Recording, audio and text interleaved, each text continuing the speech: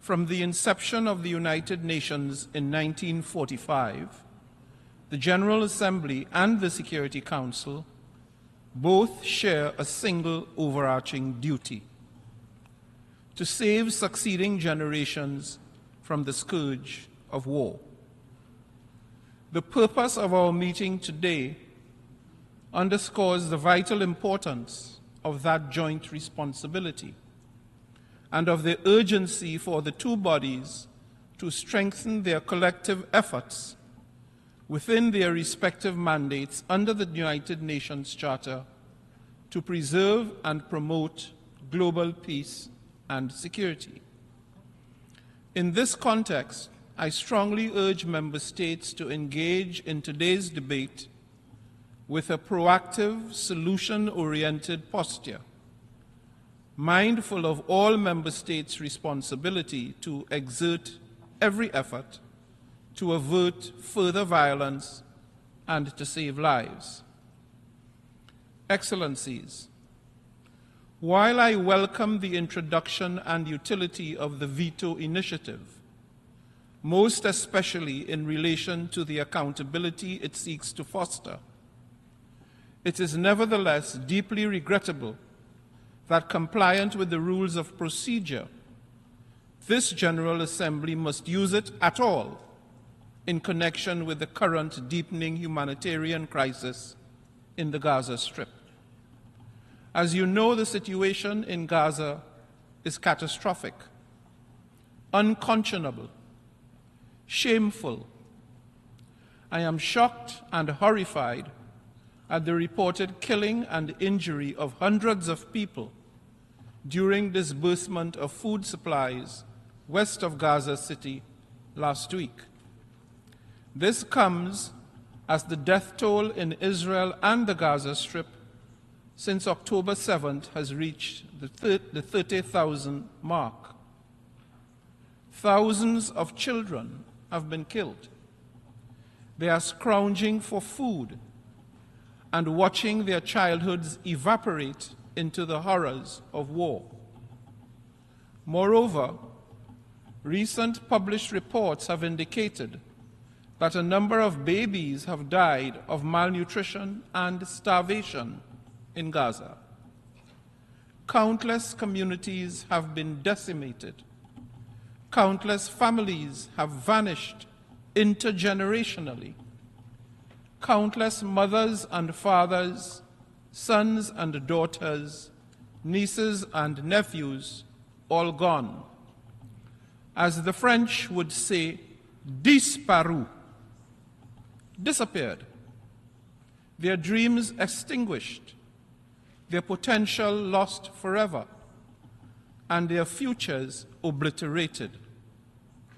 85% of Gaza's population, or 1.9 million people, are internally displaced. Nearly 1.5 million of them now reside in Rafah. That is, more than 6 times the population prior to 7th October. I repeat, 6 times. I'm deeply concerned about intensified Israeli airstrikes in Rafah, including in residential areas. In the words of UN Emergency Relief Coordinator Martin Griffiths, any ground operation in such a densely populated area would leave an already fragile humanitarian operation at death's door. I therefore urgently call for maximum restraint to prevail in order to save innocent civilian lives. Israeli restrictions on the humanitarian access have drastically reduced the flow of life-saving aid to a mere trickle. UNRWA reports a significant 50% reduction in the number of trucks entering Gaza daily from January to February. It is therefore essential that we rapidly and substantially increase the scale of humanitarian operations and ensure unrestricted access to all civilians in need. Excellencies, the will of the international community, as already expressed in the vote by the overwhelming majority of this Assembly's membership, is unambiguous, clear, and resolute. And I feel myself duty-bound to reiterate that will here today, as it cannot continue to go unheeded. First and foremost, an immediate humanitarian ceasefire must be implemented. The bombardment must stop now. Second, all parties must comply with their obligations under international human rights law and international humanitarian law, especially as it relates to the protection of civilians and civilian facilities. Third, all hostages must be immediately and unconditionally released. And finally, full and unimpeded access to humanitarian assistance by those in need must be ensured. Recalling that under the United Nations Charter,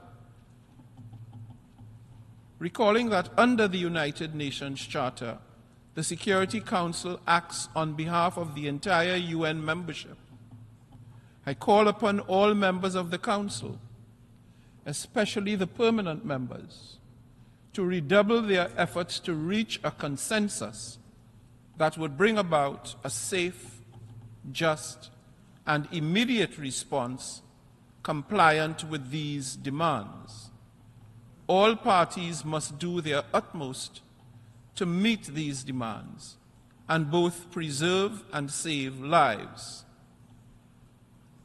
Excellencies, distinguished delegates, let me close with a reminder that this week's week marks a grim milestone: 150 days of violence.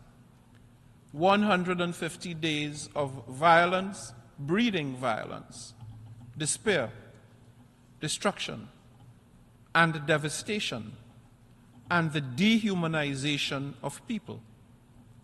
Each day, this painful reality continues to entrench the feeling of frustration and disillusionment, especially by those caught in the crossfire, who look to the United Nations as a guarantor of the good.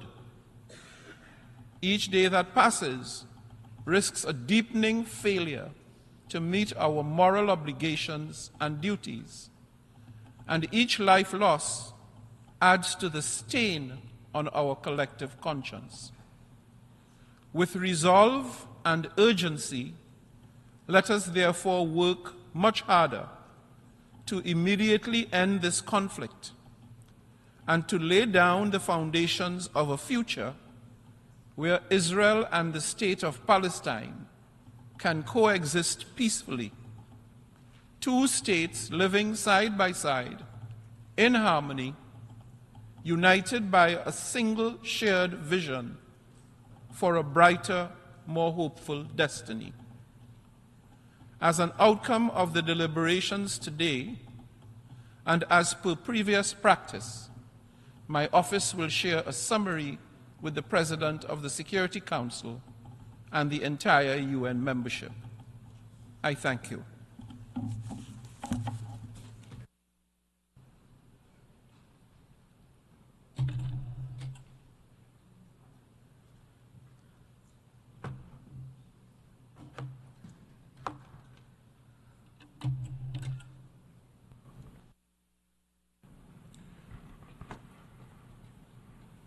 I now give the floor to the distinguished representative of the United States of America.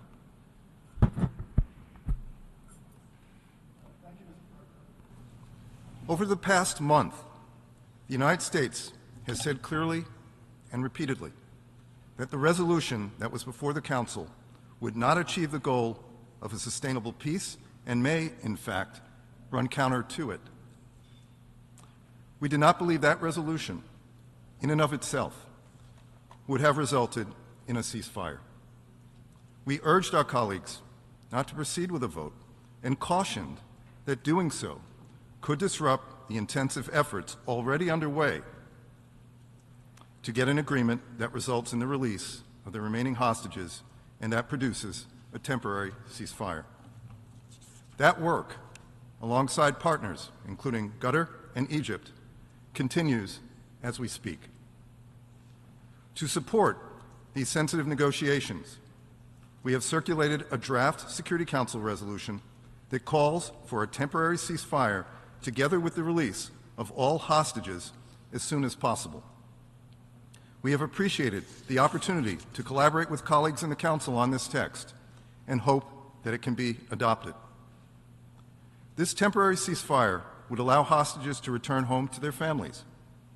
It would bring a halt to the widespread suffering of so many Palestinian children, women, and men who are caught in this crossfire of Hamas's making. And it would help get aid into the hands of Palestinian civilians who desperately need it.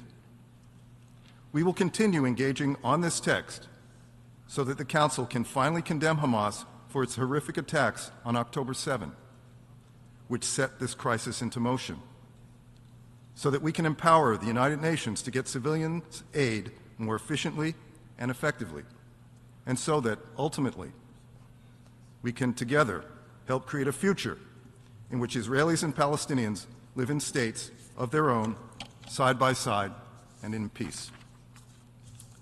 The question before us is, what is the most effective way to achieve these goals?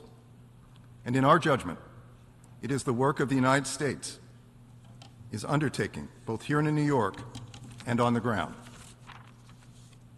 And so, we remain committed to engaging constructively on our resolution in the days to come. We will keep working through all channels to expedite humanitarian support for the Palestinian people so that more aid gets in through more places to reach more people. And we will continue to engage tirelessly in direct diplomacy and negotiations on the ground. Thank you. I thank the distinguished representative of the United States, and I now invite the representative of the observer state of Palestine to take the podium.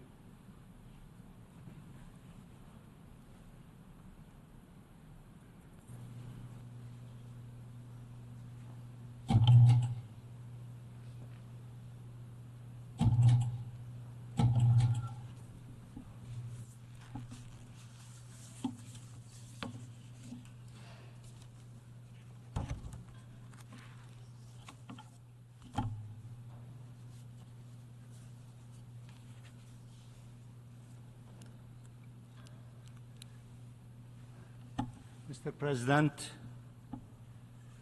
there is no greater threat to international peace and security than the commission of atrocities. And yet, for 5 months now, Israel has been committing atrocities against the Palestinian people, unchecked and unhinged. And the Security Council has been prevented repeatedly from calling for an immediate ceasefire to put an end to these atrocities. This is what we are talking about, and that's why we are here today. Stopping the daily war crimes and crimes against humanity that are integral to this Israeli assault, and putting an end to the genocide underway. Israel has unleashed death against 2.3 million Palestinians under multiple forms: indiscriminate bombing, summary executions, disease, dehydration, and starvation. Starvation is not an unfortunate consequence of the war.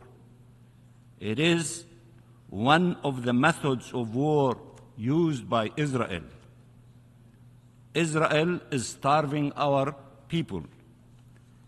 The people besieged, bombarded, killed, and maimed and displaced. Israel is starving our children, orphaned, disabled, terrorized. Have you seen the images of Palestinian children as their lives were taken away? Or their limbs? Have you seen them shivering, scared, scarred? Have you seen them being starved?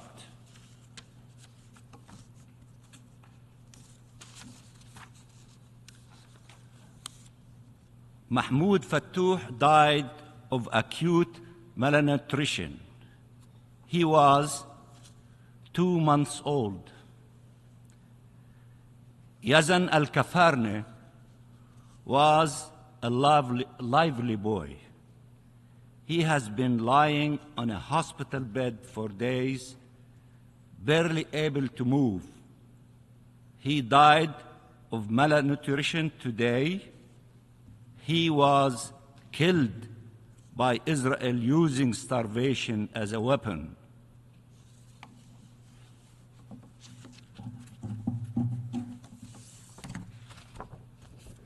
Look at our children. Look at Yazan. Look what agony they are enduring. Dozen more children who died of malnutrition have been identified, and many more have died and are dying in darkness and destitution. This has to stop. For God's sakes, this has to stop. This is a war of atrocities. From its first day and ever since, Israeli soldiers are filming their crimes and taunting their victims. Israeli leaders are speaking and acting like war criminals. Israel must be told to cease fire now. Mr. President, the State of Palestine is a strong supporter of the French-Mexican initiative on veto restraint in case of mass atrocities, and of the ACT Code of Conduct regarding Security Council action against genocide, crimes against humanity, and war crimes, calling on all Security Council members to not vote against any credible draft resolution intended to prevent or halt mass atrocities. Had these principles been heeded, the Security Council would have called for an immediate humanitarian ceasefire months ago, like this Assembly has done, thus helping to spare tens of thousands of lives and preventing the terrible suffering endured by over 2 million Palestinians for 5 months now. Mr. President, our people are no lesser people. Our people are no lesser people, I repeat. Our children are not less worthy. Their lives are not less sacred. The dehumanization we have endured aims at making the killing of our people more acceptable.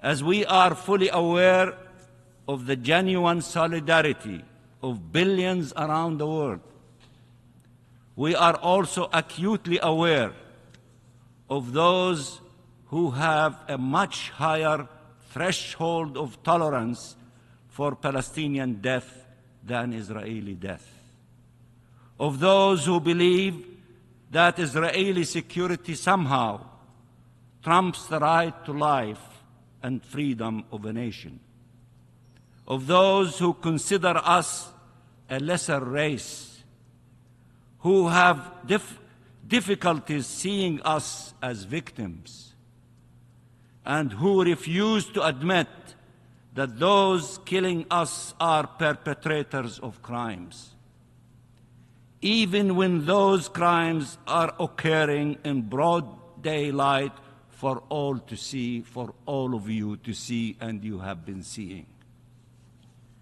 It is thus appropriate that the Vice President of the United States has chosen Selma, Alabama, to call for an immediate ceasefire.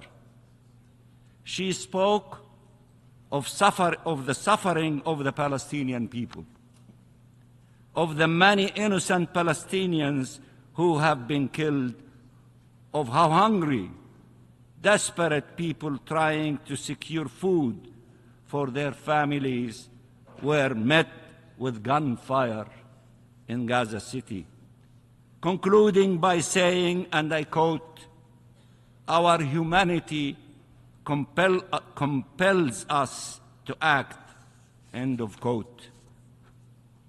Speaking to the meaning of Selma, Vice President Harris said, and I quote, "Freedom is not to be given.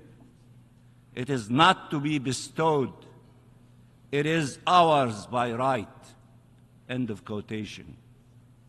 And we say, and you should say with us, freedom for the Palestinian people is not to be given.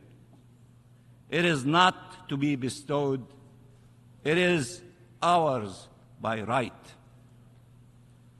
Mr. President, there is a reason why ethnic cleansing was possible in Palestine, why apartheid was possible in Palestine, why genocide was possible in Palestine. It is the certainty of the perpetrators that they will never be held accountable. Palestinian victims for decades were left to be killed and maimed, and displaced, and dispossessed, and denied their most fundamental rights, until the horror culminated with the massacres in Gaza.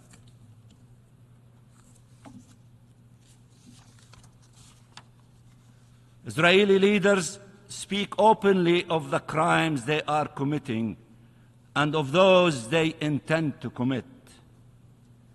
They pass laws, adopt budgets, and determine military strategies, allowing and enabling these crimes. The Israeli Prime Minister has boasted about not abiding by decisions of international courts or UN resolutions, and of having torpedoed peace efforts. This will only end by ending Israeli impunity. The era of Israeli impunity must come to an end, and we should enter a new era of accountability and sanctions. The ICC has yet to issue a single arrest warrant. The ICJ has a number of important decisions to make, but states and these United Nations have also obligations they must uphold. Israel cannot be allowed to sit among us, lecturing the rest of the world for rejecting its crimes, attacking the UN and its member states, and undermining regional and international peace and security without consequences. Israel has been emboldened to push a point, to embolden it to such a point that it feels no shame for its crimes, no regret towards its victims, that it openly defies its closest allies, that it mocks this organization, its General Assembly, its Security Council, and its Human Rights Council, that it stomps on its charter and on every rule of international law ever elaborated. Israel should be sanctioned. I repeat, Israel should be sanctioned. This is the time to do so in order to force them to behave and to comply with obligations under the Charter of the United Nations and belonging to this organization, not rewarded for its actions. Israel believes it is a state above the law, and as long as that belief is not shattered, and it should be shattered, it will continue acting as an outlaw state. Mr. President, 100,000 Palestinians have been killed and maimed. 1.9 million have been displaced. 2.2 million are enduring hunger and dehydration. We have a collective duty, all of us, to bring this unspeakable suffering to an end. Israel considers that the Palestinian people have three options. They give us three options: displacement, subjugation, or murder; ethnic cleansing, apartheid, or genocide. Who can support any longer such a despicable scheme? Who can? Who can shield any further those committing it? Who can? Sending it weapons or money or providing it with any form of support is unacceptable, for as long as it has not abandoned these criminal policies toward the Palestinian people. We salute the people mobilized around the world for Palestinian freedom. We thank them for their principled, heroic positions, including the hundreds of the thousands in the streets of New York, Washington, D.C., and more than 85 cities in the United States during the last few days. We salute the workers that are refusing to ship weapons to Israel, and we ask every country, their workers, not to load ships carrying weapons and ammunition to go to Israel to kill Palestinian children and Palestinian civilians. And I hope that all of your workers in your ports and your airports would do likewise, because this is the right thing that should be done. As one day in the past, few brave workers in a grocery store in Ireland started the boycott movement, the abhorrent system of apartheid, there are brave workers today that are beginning the process of not loading weapons to Israel and ammunition, to unleash a movement with the billions of people who are demonstrating in the streets to hold Israel accountable for the crimes committed against the Palestinian people. We salute all those who are doing these principled, heroic things in solidarity with the Palestinian people. We salute the individuals and the entities rejecting trade with settlements.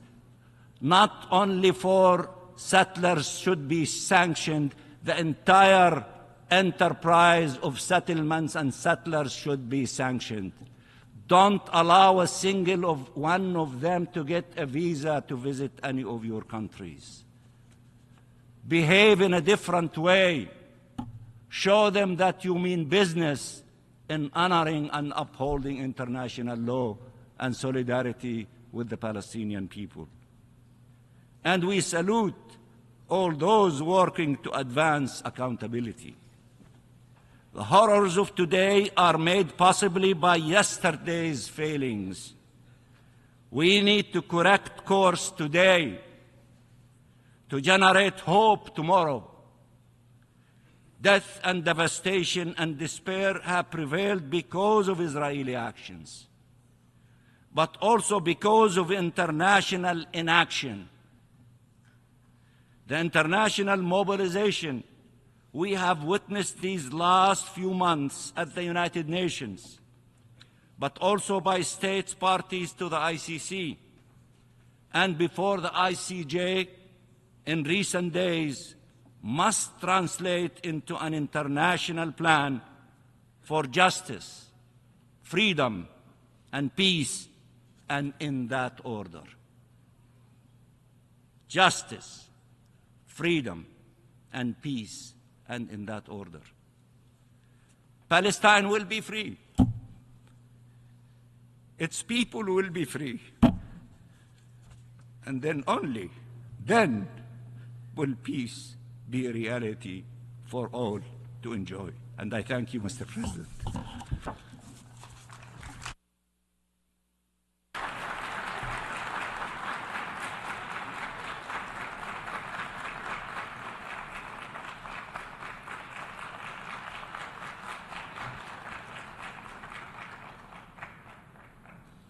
I should like to thank the distinguished representative of the observer state of Palestine, and I now invite the distinguished representative of Liechtenstein to take the floor.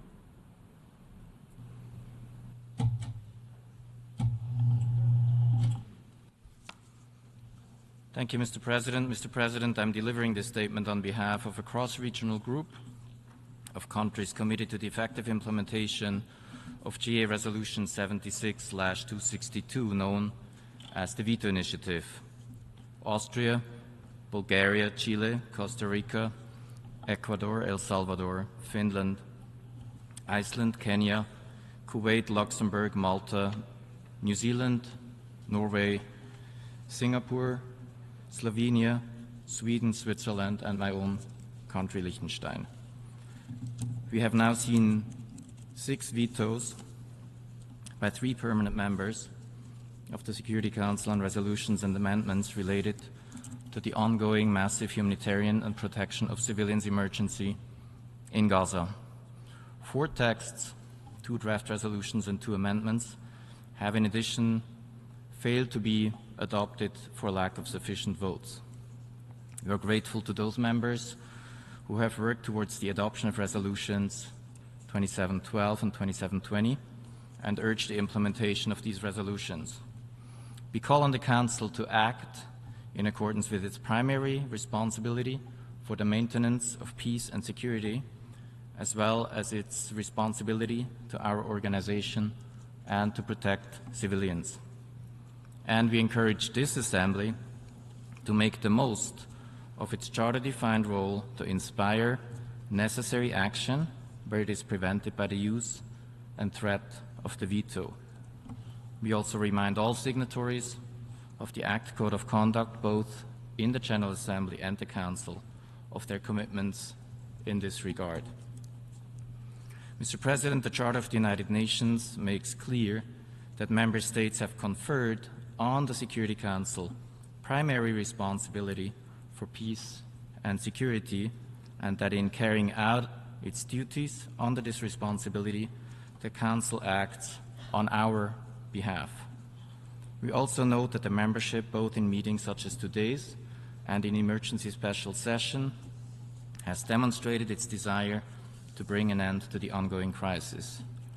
But the use and threat of use of the veto has clearly and significantly constrained Security Council action and, as a result, our collective capacity to act.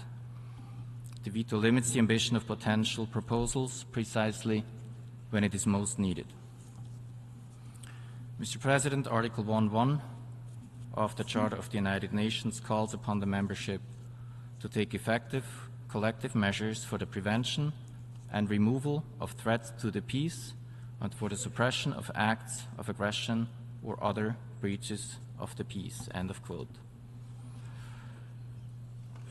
The Council is not only meant to approve agreements reached elsewhere, but to be the author of action in line with the purposes of the Charter. We have all agreed under Article 25 to accept and carry out the decisions of the Security Council in accordance with the Charter. Accordingly, this Assembly cannot only lament missed opportunities for Council action, but should set out our expectations for this organization, for its members, and in particular for the Council, to whom our primary responsibility for the maintenance of international peace and security is delegated in this case. We recall that at a meeting called in line with Resolution 76-262 indeed allows for the adoption of a resolution. We also commend to the General Assembly the use of its functions and powers outlined in Article 10 to 14 of the Charter, including to make formal and explicit recommendations to the Security Council in relation to any questions relating to the maintenance of international peace and security, as well as the further capacity it has under the Uniting for Peace resolution in the absence of Council action. In the context of transforming global governance processes, we should also consider how to empower the General Assembly to act more decisively when the Security Council is unable to do so. We urge all interested member states to work with us to consider actions we can take collectively to this end. Mr. President, I will now make some brief remarks on national capacity. Liechtenstein is troubled by the fourth veto on the situation in Gaza cast by the United States. This veto has obstructed Council action on a draft resolution supported by 13 Council members calling for a humanitarian ceasefire, unimpeded aid delivery to all parts of Gaza, rejection of forced Palestinian displacement, compliance with provisional measures mandated by the International Court of Justice, and adherence to international humanitarian law by all parties. We acknowledge the tireless efforts made by the elected members in particular to ensure that the Council can fulfill its responsibility. This Assembly must step in as it has done previously. The imperatives outlined in the past resolutions adopted by this Assembly are mutually reinforcing. A durable ceasefire is the most important step towards ensuring full, immediate, safe, unhindered, and sustained humanitarian access, as well as to enable the release of all hostages.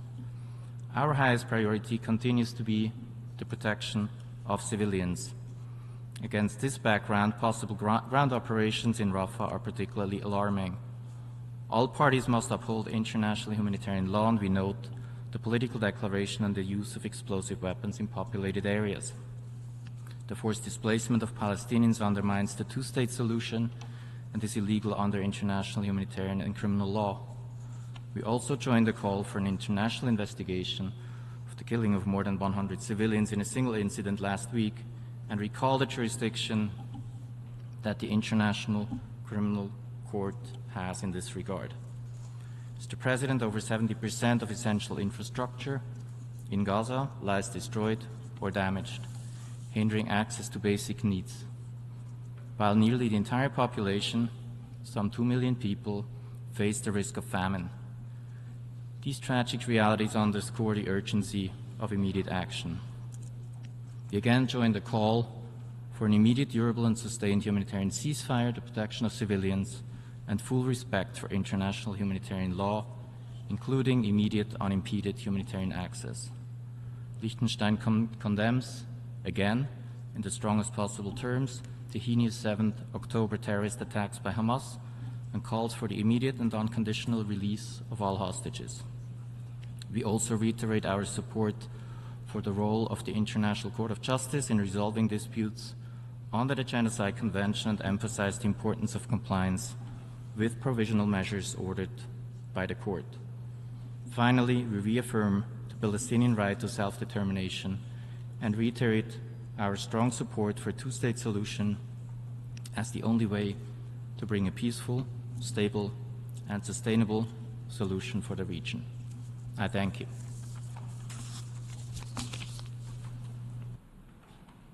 I thank the distinguished representative of Liechtenstein, and I now give the floor to the distinguished representative of Israel.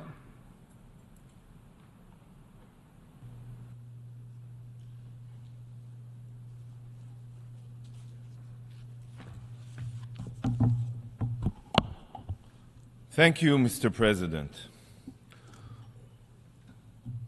Here we are, once again, 150 days after Hamas committed the most brutal and barbaric massacre since the Holocaust. And once again, this body has convened not to condemn Hamas, no, not to condemn their atrocities, but to focus again only on the situation in Gaza. As if October 7th never happened, as if there are not 134 innocent hostages that are being held and tortured in Gaza right now. Unbelievable. The UN General Assembly is committed to the survival of a terror organization. The institution that was established in the wake of the Holocaust to prevent atrocities, now united to defend a terror organization no different than the Nazis.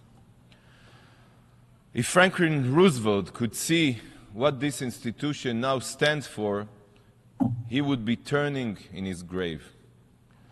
5 months have passed, and not even one UN body has condemned Hamas. Not even one. How do you have the conscience to sleep soundly at night? Thousands of Israelis, thousands, still mourn their loved ones, murdered in ways that would make the Nazis proud. Entire communities deliberately turned to ash, deliberately, and the General Assembly cannot even condemn a pogrom? The moral bankruptcy truly knows no bounds. Colleagues, this week the world will mark International Women's Day. Next week, the Commission on the Status of Women will convene to discuss the challenges that women face worldwide. Yet this year, the UN and UN Women's silence in the face of Hamas sexual violence turned International Women's Day into a sick joke. This is the peak of the UN's hypocrisy. The UN claims to care about women. Yet, as we speak, right now, Israeli women are being raped and abused by Hamas terrorists. Where is the UN's voice? Where is your voice? Silence. Deafening silence. Sure, we have heard the empty words of UN officials calling for the release of the hostages. But have we seen any of them take action? Nothing. Zero. Deafening silence. Over the past 5 months, there has not been even one single discussion here dedicated to the well-being of the hostages. Not one debate focused on the sexual violence perpetrated by Hamas. Not one UN panel on the rape and crimes against Israeli women. The UN should be ashamed of its silence.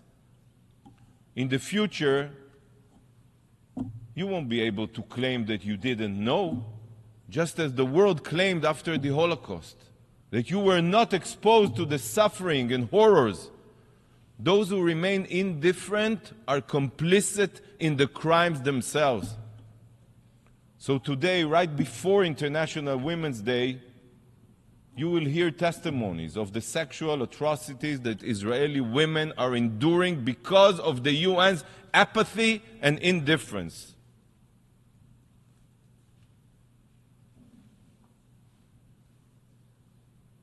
She went into the shower, and while she was there, one of the terrorists went inside, took his clothes off with a gun towards her head, told her to do everything that he wanted. הוא הוריד לה את כל הבגדים, ונגע בה בכל הגוף, והוא ביקש ממנה גם לגעת באיבר שלו, בכל מיני דרכים. She has seen women shot in the crotch, in the genitals. Women were shot in the breast. They ripped it out of me. They literally ripped my clothes out of me. There were girls with a broken pelvis due to repetitive rapes. Their legs were spread wide apart in a split.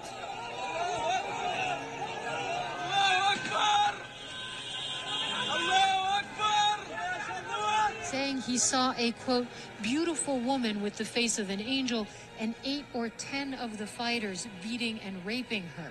When they finished, they were laughing, and the last one shot her in the head, he said.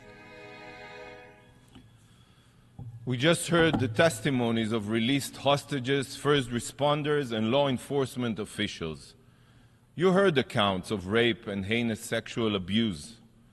Today, these testimonies will receive official recognition from the UN Special Representative on Sexual Violence in Conflict, Pramila Patten. Will you still continue with your silence and indifference? What if these were your daughters, your granddaughters? Would you continue to ignore them, or would you demand immediate action?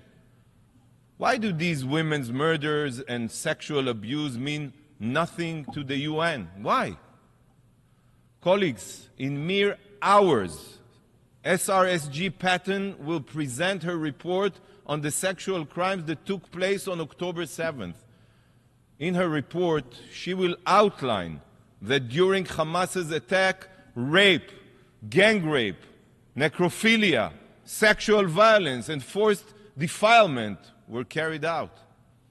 The report will also highlight that Hamas terrorists sexually abused female hostages and that such acts are likely still ongoing. Will this wake you up? Will it change your priorities? Will you understand that the meaning of a ceasefire is basically abandoning these women to the sexual abusing Hamas monsters? Perhaps you will finally understand that the UN has become a collaborator with rapists and perverts. If the UN's deafening silence continues despite the findings in the report, this will definitely be the last nail in the UN's coffin. It will lose any remaining legitimacy. Colleagues, I call on the Secretary General and the Security Council to convene immediately to finally condemn Hamas's heinous crimes. Hamas must face unrelenting pressure to end their sexual violence and release all of the hostages immediately. I reiterate, any calls for a ceasefire only give Hamas a green light to continue raping and abusing the hostages. Colleagues, through its silence and inaction, the UN has proved that it prefers collaborating with terrorists than standing alongside the vibrant democracy of Israel.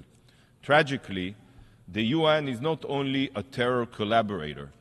Israel has recently exposed the UN's true colors. In Gaza, it's very sad to say it, in Gaza the UN is a terror organization itself. Dozens of UNRWA employees, dozens, took part in the October 7th massacre, while many more praised the savage attack. Now look at this short footage from October 7th.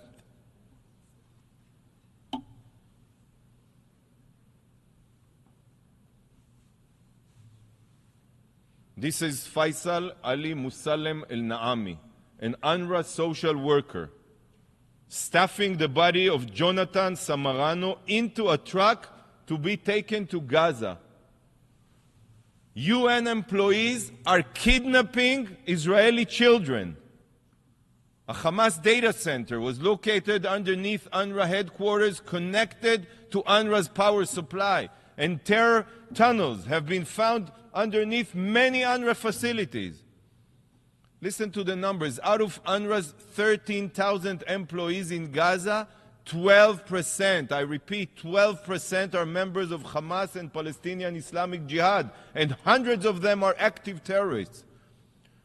Friends, UNRWA has been proven to be an instrumental part of Hamas's terror machine. For years, Hamas has infiltrated and poisoned the organization.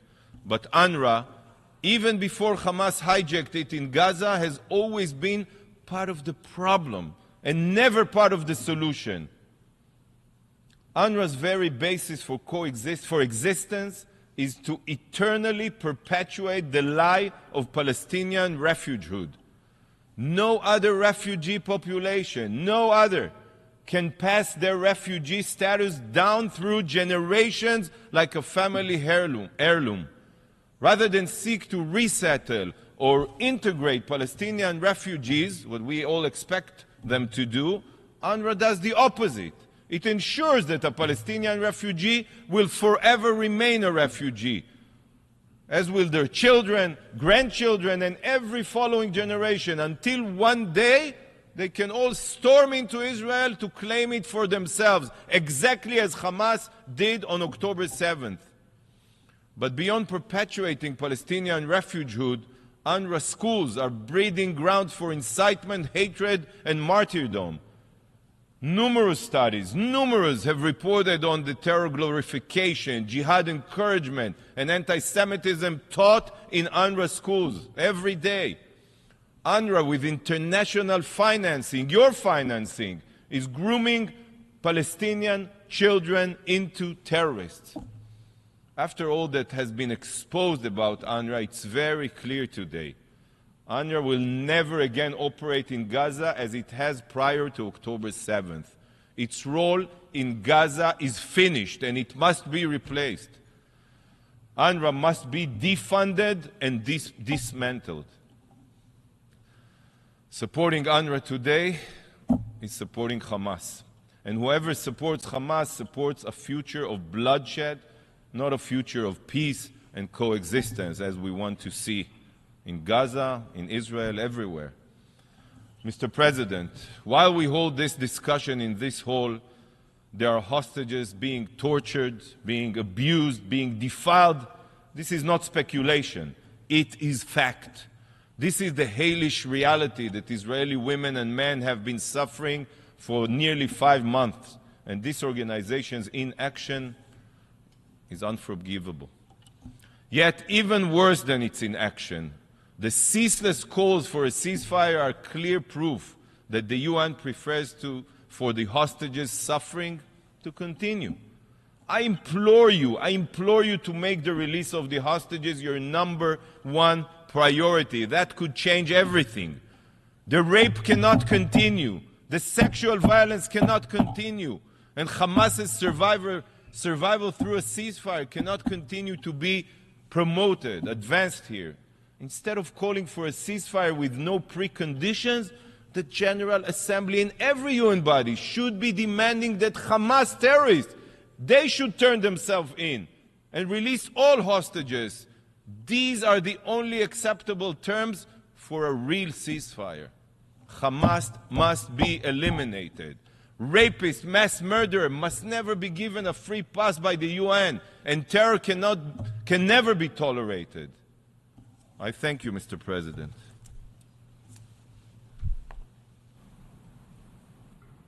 I thank the distinguished representative of the State of Israel, and I now invite His Excellency Peter Szijjártó, Minister of Foreign Affairs and Trade of Hungary, to take the podium.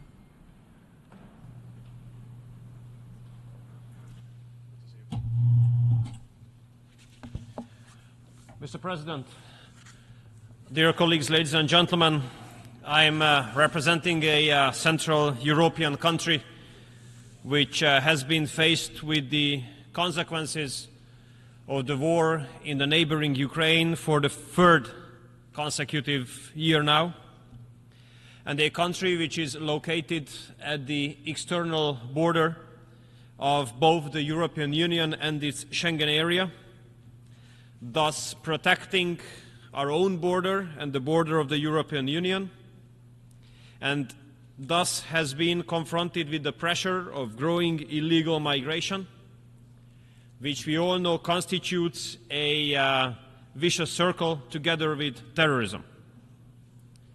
And as a consequence of these two major and direct security-related challenges, Hungary is absolutely committed to stand up for peace, for the significance of diplomacy, for a continued global engagement into dialogue. But in the meantime, Hungary is committed to continue to stand up against any form of terrorism, all over the world. We in Hungary, Mr. President, are seriously concerned about the ongoing conflict in the Middle East. And the longer it takes, the more seriously concerned we are. Let me please explain to you the Hungarian position, which is based on four main pillars. The first is that we have to make sure that not such a brutal terrorist attack takes place again in the world, which has been committed against Israel at the beginning of October. No such terrorist attack must take place nowhere, not at any point of time, and against no one in the future. And we really do wish, Mr. President, that the entire world would be united in delivering this message. And we all see in this whole, I guess, the growing threat of terror globally. Therefore, we cannot afford to lose any battle against any major terrorist organization. Hamas definitely have to be defeated.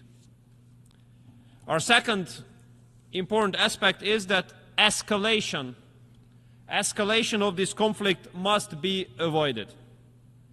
We all know that in case this conflict escalates to just one another country, then this conflict will not stop at that given country, will immediately become a regional war, and such a regional war in that part of the world will put an immediate risk on the global security, and we don't even want to think, we don't even want to imagine the consequences of that. And we do believe that the key factor here is to prevent the so-called Northern Front to be established. Therefore, we do have to give all our possible support, Mr. President, to the legitimate government of Lebanon, because this government does have a clear intention to avoid any kind of war with Israel, and we have to help them to be able to avoid the escalation there. Therefore, we call upon all actors of global and regional politics to behave in a responsible way and to avoid any steps, but even any statements, which would increase the threat, the risk of escalation. My third point, Mr. President, is that the civilian population must be protected. It should be made sure that the ordinary people will not suffer from the heinous and brutal acts of the terrorists. Therefore, all humanitarian aid must reach the ones in need, and all state actors and all international organizations must do their best to achieve this goal. Here I'd like to commend the role of Egypt, the country which has put a lot of efforts in the humanitarian actions in the recent months. I'd like to inform you that Hungary has contributed more than $9 million worth of assistance in order to improve the services of the healthcare system in Egypt to be able to withstand the growing pressure. And I have to also tell you that we find it a very cowardly behavior that the terrorists do use innocent and defenseless civilians, especially children and women, as shields to hide behind their backs. This is something that we will never understand and never accept. Fourth and last point of mine, Mr. President, is that all hostages must be released immediately. Here, we do not find any precondition that would be acceptable. And here I have to tell you, Mr. President, we are extremely thankful to our friends from Qatar, a country without the help of which 3 Hungarian hostages would not have been released. So thank you for all your efforts you have been doing in Qatar, and I'd like to ask your government to continue to try to do its best in order to get all the hostages released. We still have 1 Hungarian missing. We hope that he is still alive, and we count on the help of Qatar and Egypt, by the way, as well again, to have all the hostages released. And we are absolutely interested, Mr. President, dear colleagues, in a rational agreement or something that would give us hope before Ramadan starts. And we find it really alarming that tensions might rise not only in Gaza and at the border with Lebanon, but on the West Bank and at the holy sites of Jerusalem as well. We do hope in Hungary that all international efforts against terrorism, against escalation, in order to protect civilians and release the hostages will be continued. And we Hungarians, who are a country which is a strategic partner of Israel, but in the meantime does have a strong partnership, strong cooperation and strong partnership with the Arab countries in the region as well, we are ready, Mr. President, to take our share in this regard. And finally, I also would like to emphasize that we must not let this conflict in the Middle East to be a root cause of a global economic crisis for the 3rd time in the last 4 years, after the coronavirus and the war in Ukraine, which both have put global economy upside down.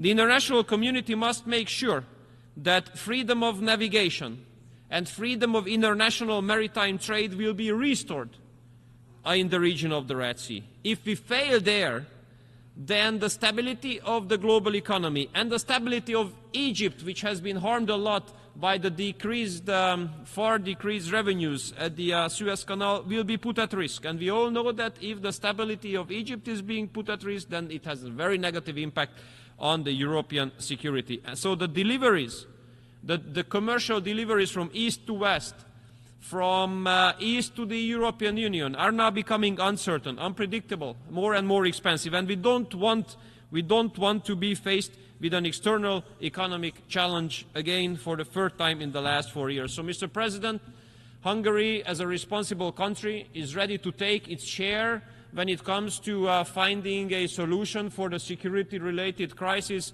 all over the world, and here we are to help that the conflict in the Middle East will be resolved as soon as possible, and our fight against global terrorism will be finally successful. Thank you so much.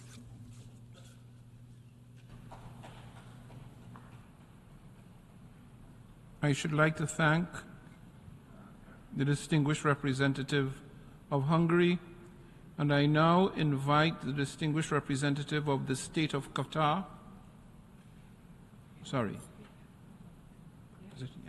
of the State of Qatar, speaking on behalf of the Gulf Cooperation Council, to take the floor.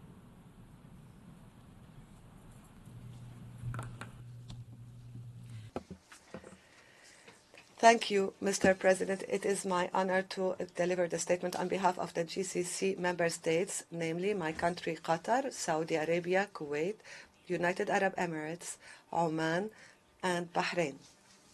We align ourselves with the statement of the Arab group. We thank you for convening this very important session due to the failure of the Security Council yet again in adopting a draft resolution submitted by Algeria on behalf of the Arab group. The draft resolution was submitted to the Council calling for an immediate ceasefire to respond to the worst humanitarian disaster in modern human history, caused by the ongoing aggression launched by Israeli occupation forces for more than 5 months now against our Palestinian brothers in Gaza Strip. UN reports say that numbers of victims continue to grow. They exceeded 30,000, in addition to tens of thousands of the wounded and missing under the debris, the majority of whom are women and children, in addition to 2 million internally displaced people in Gaza Strip. The GCC member states reiterated their deep regret regarding the failure of the Security Council to adopt a draft resolution calling for an immediate ceasefire, despite the fact that this draft resolution garnered the support of 13 members of the Security Council. This was backing away from the historic commitment in the preamble of the UN Charter that called for saving succeeding generations from the scourge of war.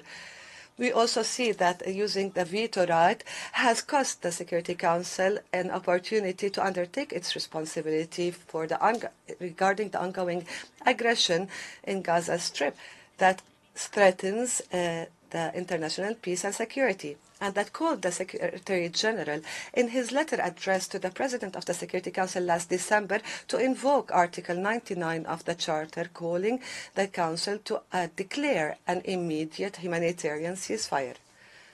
Mr. President, we would like to draw that attention to the dangerous repercussions of using a veto to the efforts in stopping the aggression and protecting civilians in Gaza Strip, sending the messages of double standards in international relations and addressing of international and global crises. In light of the failure of the Security Council, GCC member states call the General Assembly to undertake its responsibility in safeguarding international peace and security in accordance with Article 10 of the Charter, and recall the need for the enforcement of the most recent General Assembly resolution that called for an immediate ceasefire in Gaza Strip. We also strongly condemn the Israeli threats to launch a ground military operation in Rafah, and we warn that these threats have increased the levels of escalation, violence, and destabilization in the region. We condemn in the strongest terms possible the procedures and measures for forced displacement of civilians and reject them categorically, reject any military operation in Rafah, and warn against new massacres that are added to a series of war crimes and crimes against humanity in Gaza Strip and the occupied Palestinian territory. We hold the Security Council responsible for stopping the Israeli aggression. We condemn also the policies and measures of systematic starvation using food as a method of warfare against defenseless civilians by Israeli occupation in northern Gaza Strip.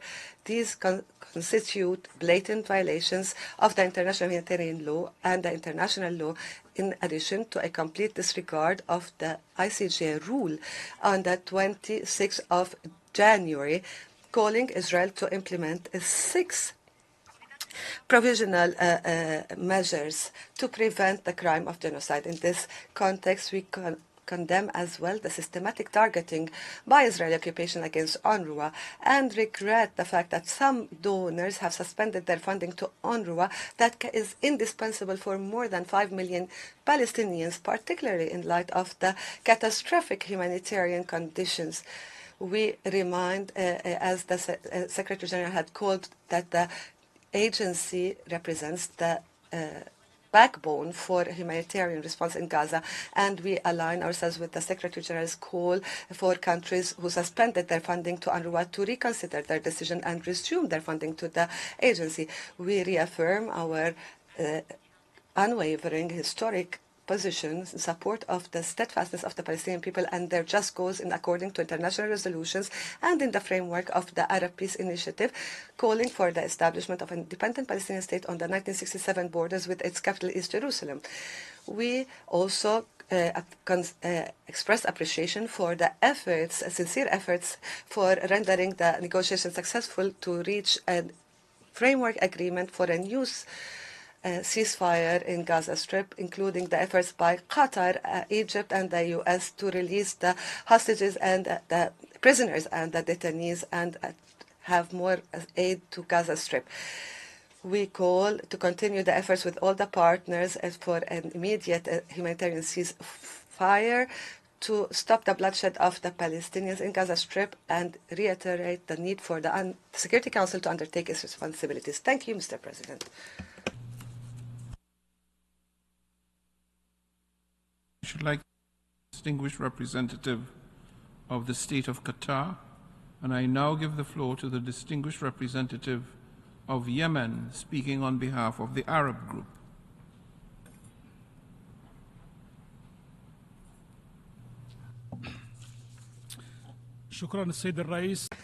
Thank you, Mr. President, for convening this session. I deliver the statement on behalf of the Arab group. This session is taking place following the use by a permanent member of the Security Council for the right of veto against a draft resolution submitted by Algeria on behalf of the Arab group. A draft resolution submitted to the Security Council calling for an immediate humanitarian ceasefire in Gaza Strip, allowing the flow of humanitarian aid unhindered to Gaza Strip, and to stop the forced displacement of Palestinians from Gaza Strip. This repeated failure of the Security Council to undertake its duties and obligations in safeguarding international peace and security and stopping the bloodshed in Gaza Strip is a stain on the conscience of the Council and a stain on the conscience of humanity as a whole. The draft resolution had reflected a balanced position and gave priority to humanitarian dimensions to save hundreds of thousands of Palestinians. Yet, it was disappointing to see a member of the Security Council using the veto right for a third time since the start of the war against Gaza Strip against this draft resolution. This has allowed the Israeli military machine to continue its massacres against Palestinian civilians, who have exceeded in numbers 30,000 people killed and more than 100,000 people injured, the majority of whom are women and children. Mr. President, the ongoing Israeli aggression against the Palestinian people, the repercussions of this humanitarian catastrophe and disaster as a result of the aggression, the systematic killing and massacres against civilians, the majority of whom are women and children. We see also the targeting of hospitals, medical personnel, sites of worship, the prevention of humanitarian aid, the starvation in Gaza Strip, in addition to the ongoing violations in Gaza Strip.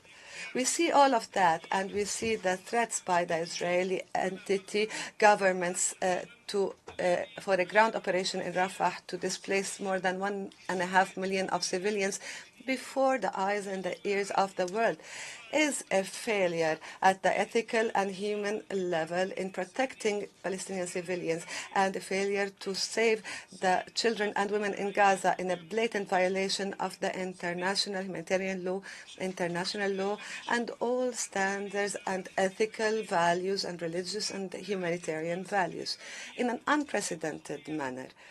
The continuation of these criminal practices and the escalation requires this General Assembly and member states to seriously consider practical steps to stop this madness and stop the Palestinian bloodshed, stop the commitment of systematic crimes against Palestinians, the majority of whom are women and children, and prevent a spillover of this conflict in the region. The Arab group demands the international community and the Security Council to guarantee the protection of civilians, ensure the access and delivery of humanitarian aid on an expanded level without any obstruction in implementing the resolution of Security Council resolutions 2712 and 2720. In this context, we also support fully the efforts of the senior coordinator of humanitarian aid and reconstruction in Gaza Strip, Sigrid Kaag, and her efforts to respond to the catastrophic situation in Gaza Strip. Mr. President, we reaffirm and reiterate the pivotal role of UNRWA, and we condemn all attempts by Israeli occupation authorities to target, dismantle, and end and terminate the presence of UNRWA to serve its genocidal agenda and the starvation of Palestinian people. We call all donor countries who have suspended their funding to UNRWA to reconsider their decision and take swift measures to secure sufficient and sustainable funding for UNRWA for more than because 2 million people are completely reliant on UNRWA's services. And we thank also those countries that have continued to support UNRWA and doubled their contribution to UNRWA.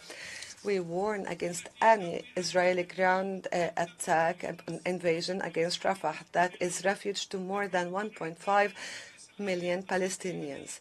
We call the international community and the Security Council to counter any Israeli plans to commit more crimes against Palestinian civilians, doubling a catastrophe that is unprecedented against Gaza residents. Mr. President, if the international law, the resolution of the General Assembly, the resolution of the Security Council, of ICJ, and the cause of the free countries of the world did not prevent Israel, the occupying power, to stop its massacres against the Palestinians in Gaza and occupied West Bank, including East Jerusalem, then we have to pose the question. The question is whether this country should preserve its seat in the General Assembly and its subsidiary committees, or has the time come to take practical steps in this regard, and as such use sanctions against this entity, as was the case in other places, in order to deter this arrogance, this intransigence of Israel. Israel is not a country above law, and this policy of double standards should finally stop. One of the first steps in such a track is for countries to stop providing Israel with weapons and ammunition that kill Palestinian innocent civilians, and to impose stringent sanctions against all settlers in the occupied Palestinian territory, including in East Jerusalem, and those who practice violence or incite violence. The Israeli occupation should bear the repercussions and the consequences of this aggression and brutal massacres against Gaza, and should bear responsibility for reconstructing what was destroyed by the Israeli brutal military machine, paying reparations for all the victims of this aggression. The events in Gaza reiterate that granting the State of Palestine full membership at the UN is more urgent and more realistic than any time before. The Israeli extremist government's decision and the Israeli Knesset vote in favor to reject any unilateral international recognition of a dependent Palestinian state, and a rejection for any political settlement with the Palestinian people that grant them their just right in establishing their independent sovereign state. Thus, the Arab group calls for support by the General Assembly for granting full membership to Palestine as soon as possible, as an expression of practical and sincere steps by the international community to settle and resolve the conflict in the region and end occupation. Mr. President, the Arab group reaffirms that just and comprehensive peace in the region, which is a strategic choice, is the only means for guaranteeing peace and stability for the peoples of the region and protect them from cycles of violence and war. This will not be possible without ending the Israeli occupation and for the Palestinian people to enjoy their inalienable legitimate rights of establishing their independent sovereign state on the 4th of June 1967 borders and its capital East Jerusalem, in line with international resolution and the Arab Peace Initiative.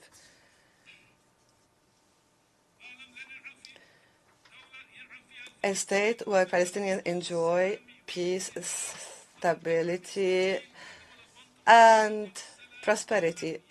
Israel and the countries in the region will not enjoy peace and stability unless Palestinians enjoy them, and for Palestinians to regain their full rights. The continuation of the Israeli occupation is the threat to security and stability in the region and international peace and security.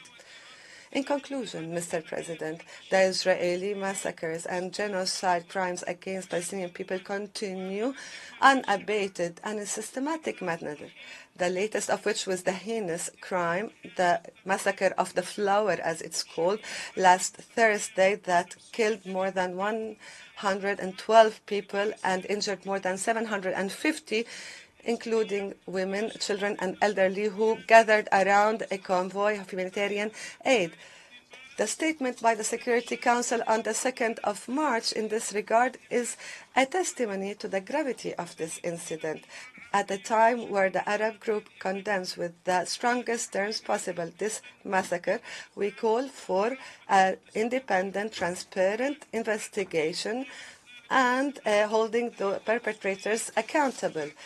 We renew our demand to the Security Council to undertake its duties and responsibility in safeguarding international peace and security, and to move from statements to actions by immediately intervening and issuing an urgent resolution calling for an immediate humanitarian ceasefire, allowing aid to enter unhindered and prevent any attempts to forcibly displace civilians from Gaza. Thank you, Mr. President.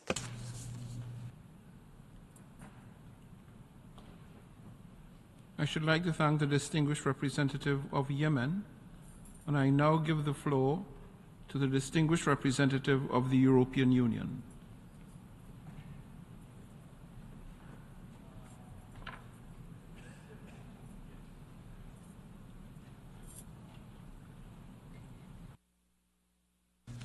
Thank you, Mr. President. I speak on behalf of the European Union and its member states. We thank Algeria, who sought to find a compromise between the members of the Council. Ending the civilian suffering and preventing further loss of life in Gaza is an absolute priority. Too many lives have been lost already. Too many more are at stake. The European Union strongly supports the efforts of the United States, Egypt and Qatar to agree the release of hostages and a temporary ceasefire to ensure a sustained end to hostilities. We call on Hamas to immediately release all hostages without any precondition. The EU is gravely concerned about the deepening humanitarian catastrophe in Gaza. Immediate improvement of humanitarian access over land is key. We are very concerned about the humanitarian consequences, which must be avoided, of a possible ground operation in Rafah, where well over 1 million Palestinians are currently sheltering from the fighting. The EU underlines that protection of all civilians and unhindered humanitarian access must be ensured by all parties at all times. There must be full respect of international law, including international humanitarian law, by all sides. There must be accountability for violations of international law on all sides. The EU condemns, in the strongest possible terms, terrorist attacks by Hamas across Israel on 7 October, which included sexual and gender-based violence. Israel has the right to defend itself. It must do so in light with international law, including international humanitarian and human rights law. The EU underlines again that military operations must be proportionate. The EU notes the 26 January order of the International Court of Justice. It is legally binding on the parties and it must be complied with. We also call for an immediate implementation of UN Security Council resolutions 2720 and 2712. Rapid, safe, and unimpeded humanitarian access is an obligation under international law. Urgently needed aid must reach those in need through all means necessary, including humanitarian corridors and pauses for humanitarian needs or cessation of hostilities. The level of humanitarian supplies entering Gaza remains wholly inadequate, and the number of trucks entering daily has decreased considerably. The EU deplores the incident in northern Gaza on 29 February, in which hundreds of people were reportedly killed or injured while seeking humanitarian assistance. We deplore the deaths of an unprecedented number of UN staff, other humanitarian workers, and journalists. The EU will continue its strong support to the UN and other humanitarian actors in these circumstances, have no doubt. The European Commission will provide an additional 68 million euros to support the Palestinian people across the region in 2024, and will disperse 50 million euros to UNRWA just this week. The EU recognizes UNRWA's vital role in the humanitarian response in Gaza and the one that it plays crucially for stability in the region. The EU calls on UNRWA to continue its cooperation in addressing the concerning and serious allegations that a few of its staff members were involved in the brutal and indiscriminate terrorist attacks on 7 October. We welcome the Secretary-General's initiation of internal and external investigation and UNRWA's commitment to take immediate measures as needed depending on the results. We welcome in particular the appointment of an independent review group led by Catherine Colonna. The EU calls upon all parties to cooperate fully and in good faith with these investigations. Mr. President, preventing further regional escalation remains crucial. The EU supports all ongoing efforts towards de-escalation in the region. We are following with concern the situation across the Blue Line, and we recall the absolute necessity that all parties respect Resolution 1701. We support the role of UNIFIL, to which EU member states as significant contributors as a provider of stability. The EU fully supports the efforts of Special Envoy Grundberg in Yemen. The EU condemns the Houthi attacks on commercial and naval vessels in the Red Sea. We call for the immediate implementation of Resolution 2722, and to safeguard the freedom of navigation in the Red Sea, we have launched the defensive maritime security operation UNAVFOR Aspides. The European Union remains gravely concerned about the situation in the West Bank, including East Jerusalem, where settlement expansion and settler violence have reached record levels, and violent attacks by extremists on both sides are on the rise. Settlements are illegal under international law and constitute an obstacle to peace. Israel must stop settlement expansion and legalization, prevent settler violence, demolitions, evictions, and forced transfers, and ensure the perpetrators of crimes are held accountable. Ahead of Ramadan, Pesach, and Easter, the EU specifically underlines that the legal and historic status quo of the holy sites must be preserved in line with previous understandings and with respect to Jordan's role as custodian. We call on everyone to exercise restraint and lower tensions in order to ensure the safety of all and to refrain from provocation, actions, and rhetoric on the Temple Mount, Al-Haram al-Sharif. Finally, Mr. President, the EU reaffirms its commitment to a just and comprehensive resolution of the Israeli-Palestinian conflict based on the two-state solution, with the State of Israel and an independent, democratic, contiguous, sovereign, and viable State of Palestine, living side by side in peace and security and mutual recognition, and with Jerusalem serving as the future capital of both states. It is vital to restore a political horizon towards a two-state solution. The EU is ready to contribute to reviving a political process, including through the Peace Day effort, and welcomes diplomatic peace and security initiatives and supports the holding of an international peace conference under UN auspices. Thank you, Mr. President.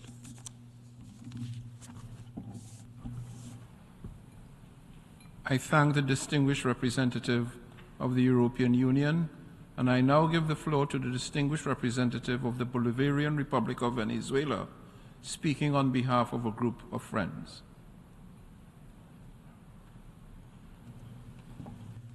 Señor Presidente, Mr. President, the Bolivarian Republic of Venezuela has the honor to take the floor on behalf of the group of friends in defense of the Charter of the United Nations.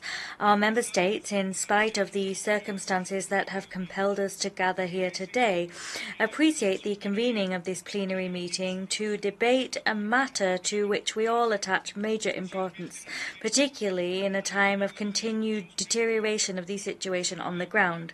As such, this situation requires our collective attention and action. That action has once again regretfully been obstructed by the use of the veto in the Security Council by one of its permanent members. Mr. President, this situation is only a fraction of many decades of continued occupation and both systematic and brutal violence by the occupying power.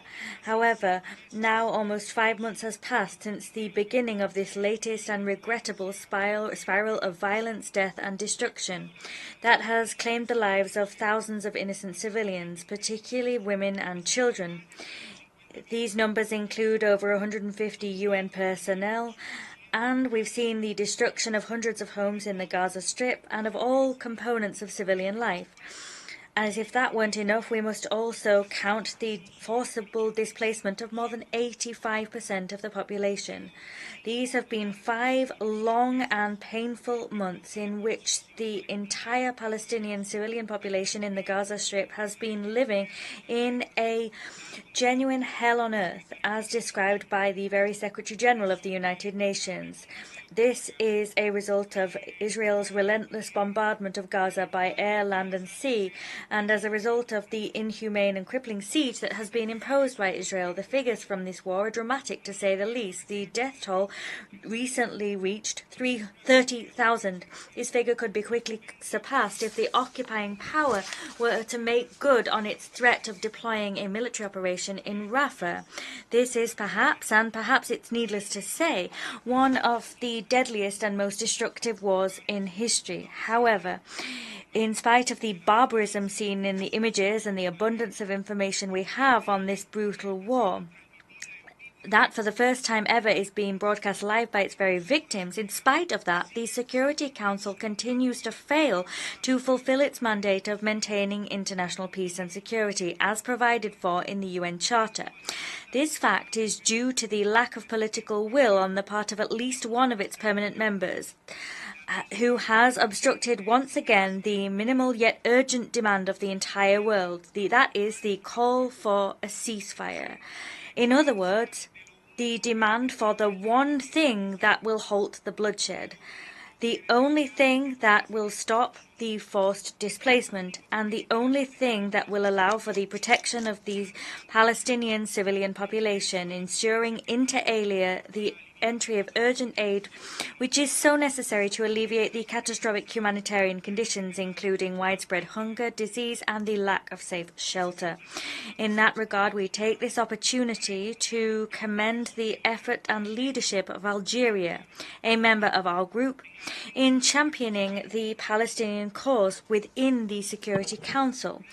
We commend them also for responsibly exercising their duties as a permanent member of that body by putting forward an action-oriented draft resolution. Its only goal was to call for nothing more than an immediate humanitarian ceasefire in full accordance with what humanity as a whole is demanding and even marching for in the streets of various capitals around the world, including in this very city last Saturday. What is being demanded is also in full accordance with the very provisions of Resolution A/ES 10/22, adopted overwhelmingly by this very General Assembly. Now, on the other hand, we must sincerely decry the veto cast on the 20th of February 2024 by a permanent member of the Security Council. And we must lament the excuses provided at that time and once again just a few minutes ago in this meeting. These have once again prevented that body from effectively fulfilling its mandate and prevented it from rising to this historic moment and to the expectations of the entire world. Consequently, today the Security Council continues to fall far short of the demands made by this General Assembly. As we all know, the General Assembly is the most representative organ of the United Nations. Mr. President, as the Secretary General said just a couple of weeks ago during his briefing in this room on the priorities for 2024, the United Nations must restore its raison d'être, which is none other than the pursuit of peace. We agree with that. We need to take bold steps in that direction in order to give peace a chance once and for all. We need to act in accordance with the UN Charter and in line with the most basic tenets of international law. and we need to do it now, in the interest of humankind and in order to avert the further loss of human life, including a widespread famine that is already being felt on the ground, and that's been signalled by a number of experts. We must correct our current course, and we must do so now. Against this backdrop, we take this opportunity to underscore that starvation and famine must never be used as a method of war.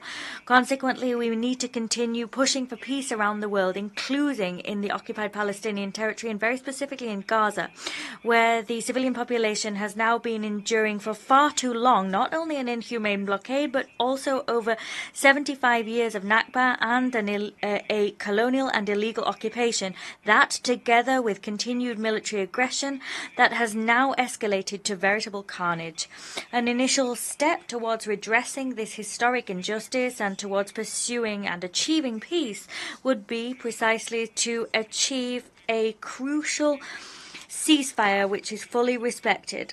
A ceasefire that will put an immediate end to the ongoing indiscriminate bombing and shelling of all civilians and civilian infrastructure in the Gaza Strip. That's being done in flagrant disregard of the provisions of IHL.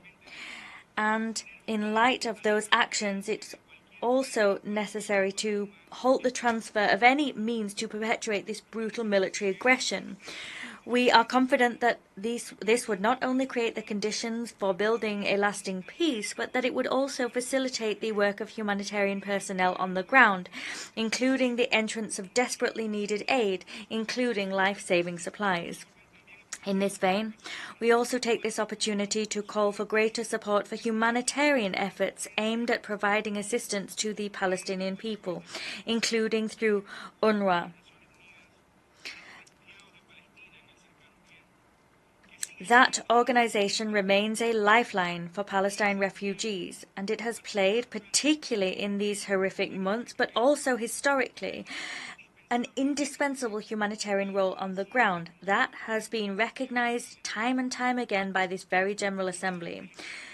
Deliberately depriving the body, UNRWA that is, of funds will only further imperil the lives of Palestine refugees and of displaced civilians in desperate need.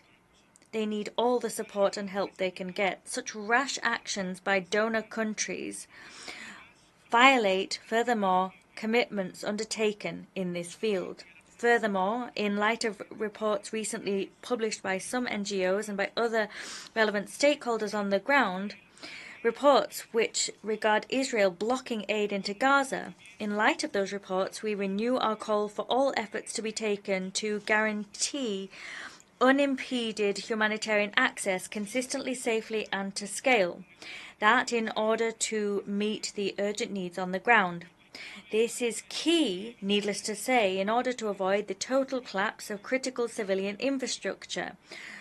Such a collapse would inevitably lead to more civilian casualties, widespread hunger, more disease, more poverty, and even greater human suffering and despair. Ultimately, that would only deepen the already catastrophic humanitarian crisis and situation in Gaza. Half of the Gazan population comprises children and Palestine refugees, and 85% of the people there have now been internally displaced. We underscore the fact that Israel, as the occupying power, must fully respect and abide by the provisional measures issued by the International Court of Justice on the 26th of January 2024. In other words, over a month ago. This has been a month in which, regretfully, we have seen no change whatsoever in Israel's conduct. Rather, we've seen a pattern of continued and systematic worsening of the situation. Neither over the last month have we seen a reduction in the number of casualties or attacks against civilians. Neither have we seen an increase in access of humanitarian aid. Far less have we seen charges brought against public officials who incite to the commission of acts foreseen in the Convention on the Prevention and Punishment of the Crime of Genocide. Quite on the contrary. In this context, we stress the importance of avoiding selectivity or double standards in the application of international law and of other legally binding obligations, because doing otherwise would simply further embolden the aggressor to commit other crimes or to escalate violence, and it would encourage them to commit mass violations of human rights. In this regard, we emphasize that it is our collective responsibility to prevent the further prolongation of the prevailing cycle of impunity. Similarly, we also call for the adoption of urgent measures aimed at assuring the safety and well-being of all civilians on the one hand, aimed on the other hand at facilitating the provision of international protection for the Palestinian civilian population in the OPT, including East Jerusalem and the Gaza Strip, including on the basis of relevant General Assembly and Security Council resolutions. Now, looking ahead and with the intention of ensuring that a political horizon remains in place in order to fulfill the legitimate national aspirations of the Palestinian people, we express our full support for any initiative aimed at, inter alia, addressing the question of the membership of the State of Palestine at the United Nations. We want to see this, the State of Palestine finally be admitted as a full member state of our organization. We trust that the Security Council will shoulder its responsibility, at least in this regard, should it be serious about its commitment to the two-state solution and to the implementation of its over 90 resolutions on this matter. Mr. President, the Group of Friends in Defense of the UN Charter reaffirms its firm commitment to the just cause of Palestine. We also reiterate our unwavering solidarity with the heroic Palestinian people in their ongoing struggle to achieve their inalienable rights, including their right to self-determination, independence and freedom. We further reaffirm our full and continued support for all efforts aimed at ending the grave injustice inflicted upon the noble Palestinian people since the 1948 Nakba.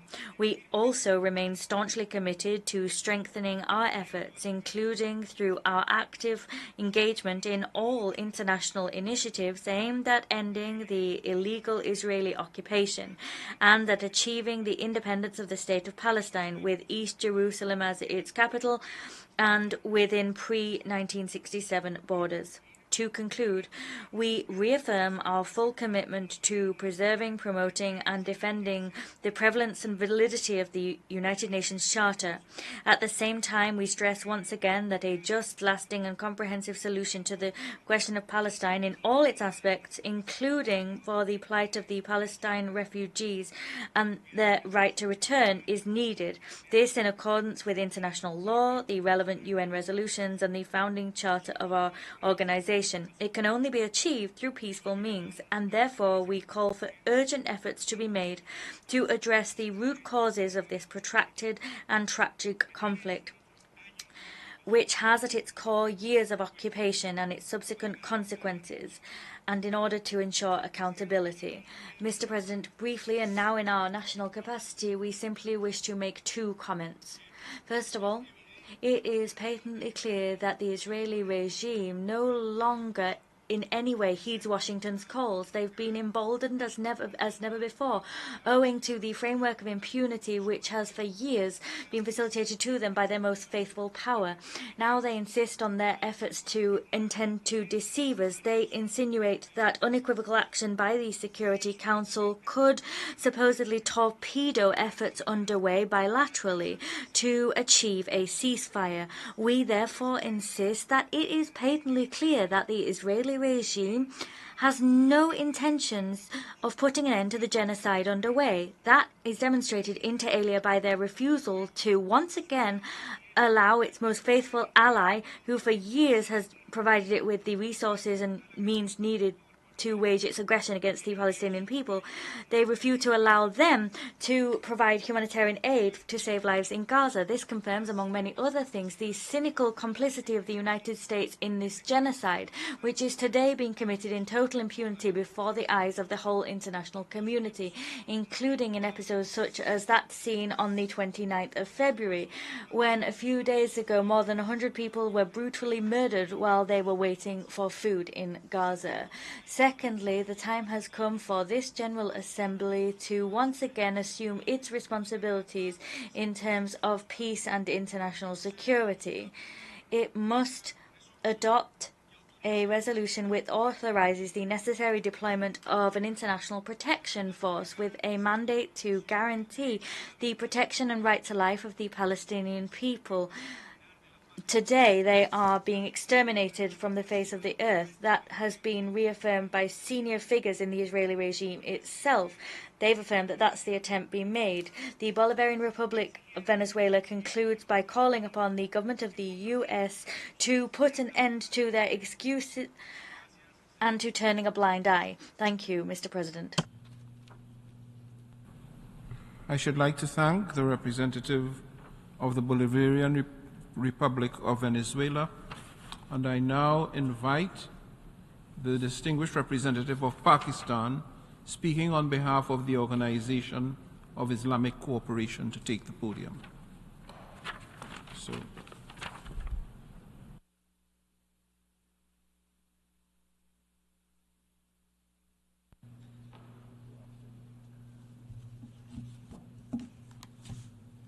Thank you, Mr. President.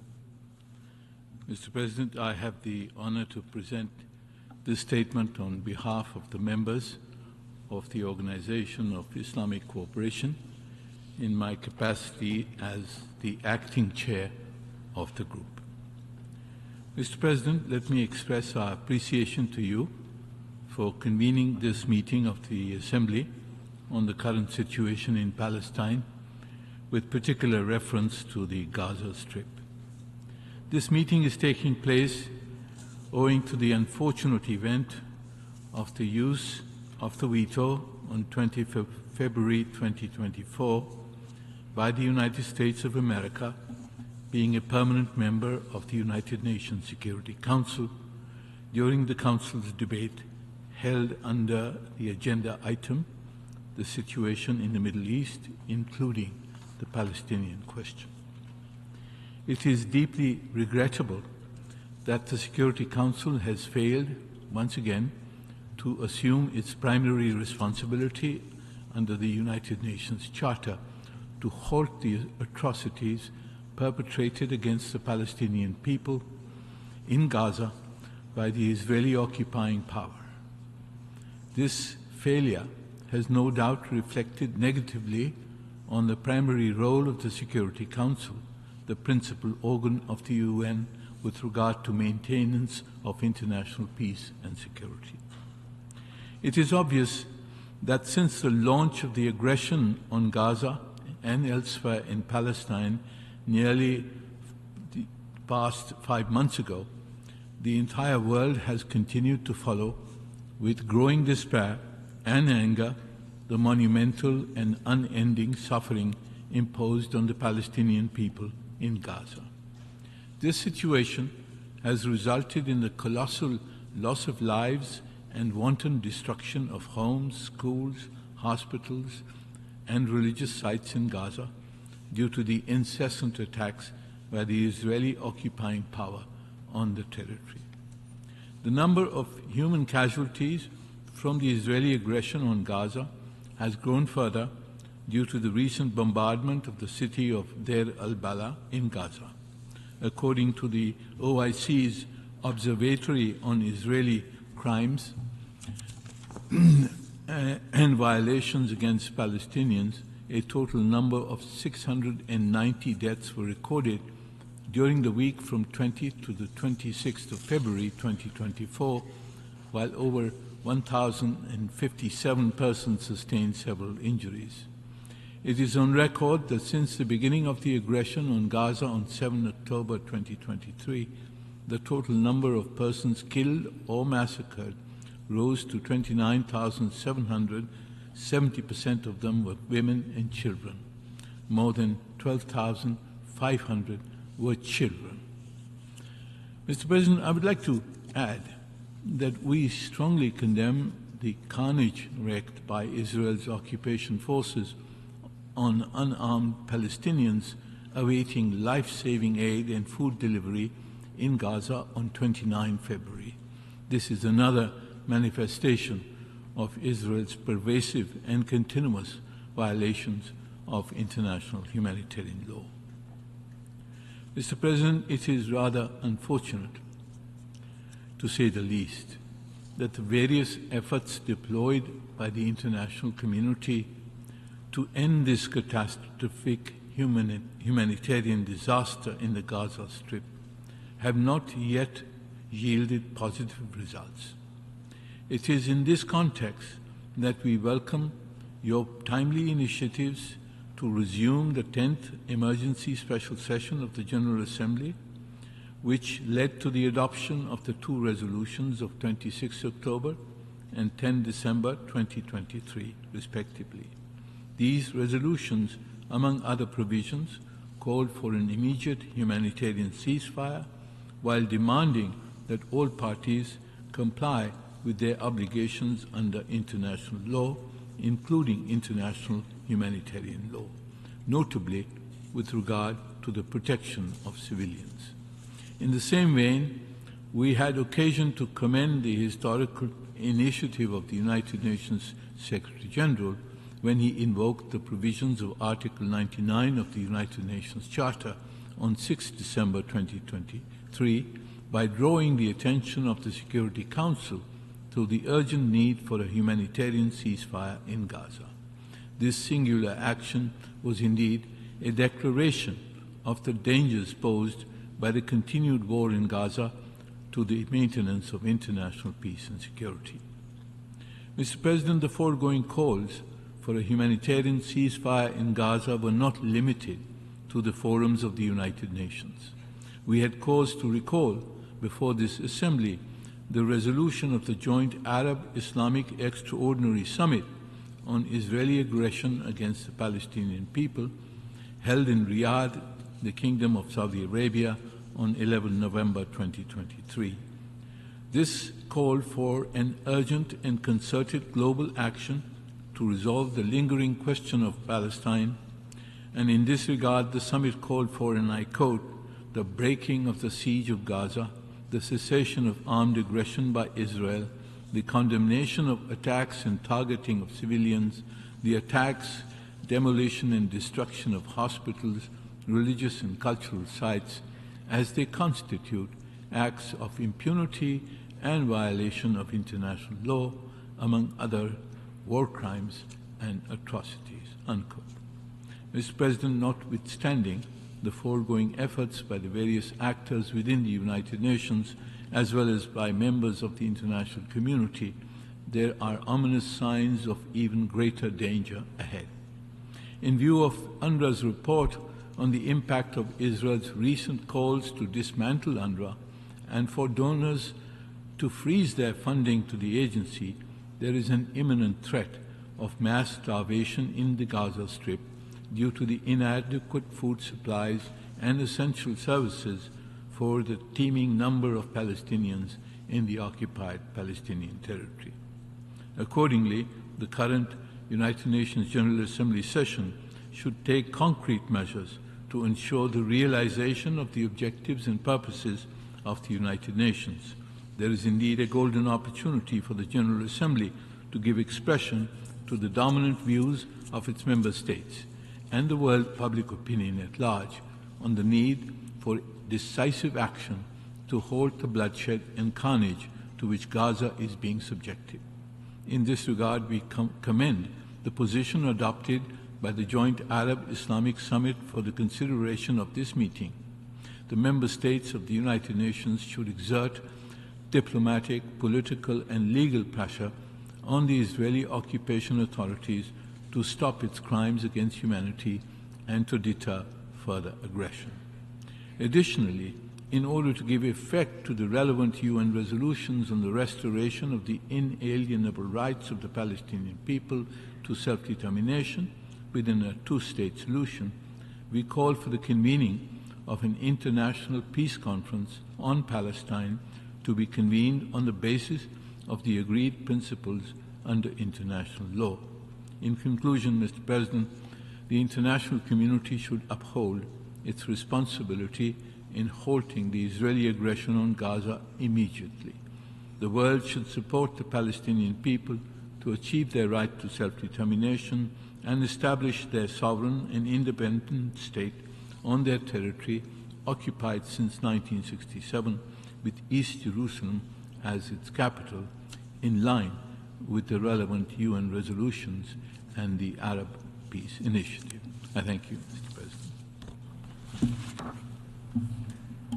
I should like to thank the distinguished representative of Pakistan, and I now give the floor to the distinguished representative of Malta, speaking on behalf of the E10 group.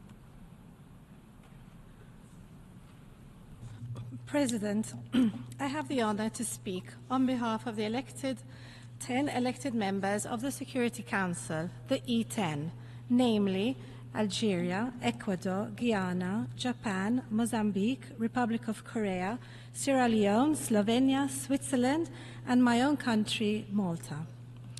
I begin by extending our thanks and appreciation to Algeria for their constructive approach as pen holders and for their constant engagement with all Council members during the negotiations.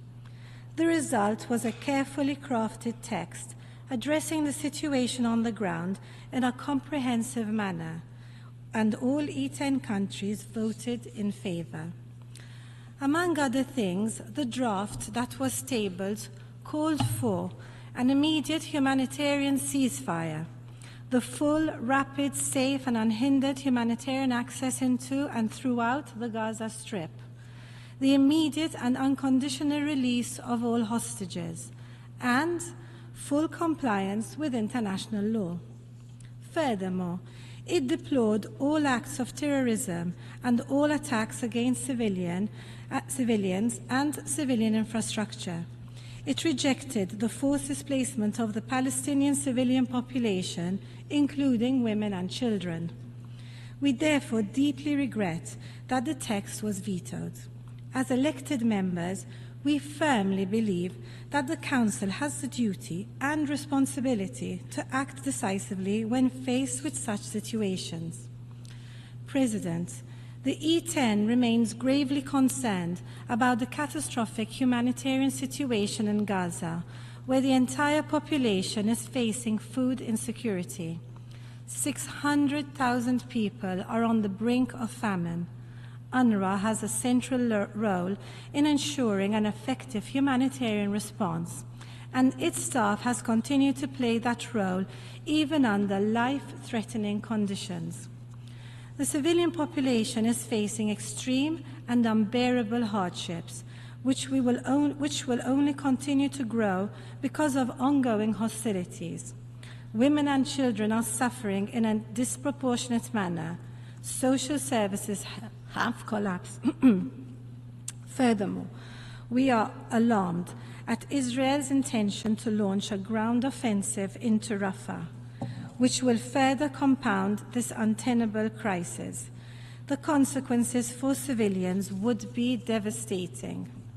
Ensuring the full and urgent implementation of Security Council Resolutions 2712 and 2720 is now more pressing than ever. Additionally, the order on provisional measures issued by the ICJ on 26 January must be fully respected and complied with. We emphasize the fact that the protection of civilians is of paramount importance. All parties must comply with their obligations under international law, including international humanitarian law and international human rights law. All allegations of violations must be effectively investigated with independence and impartiality.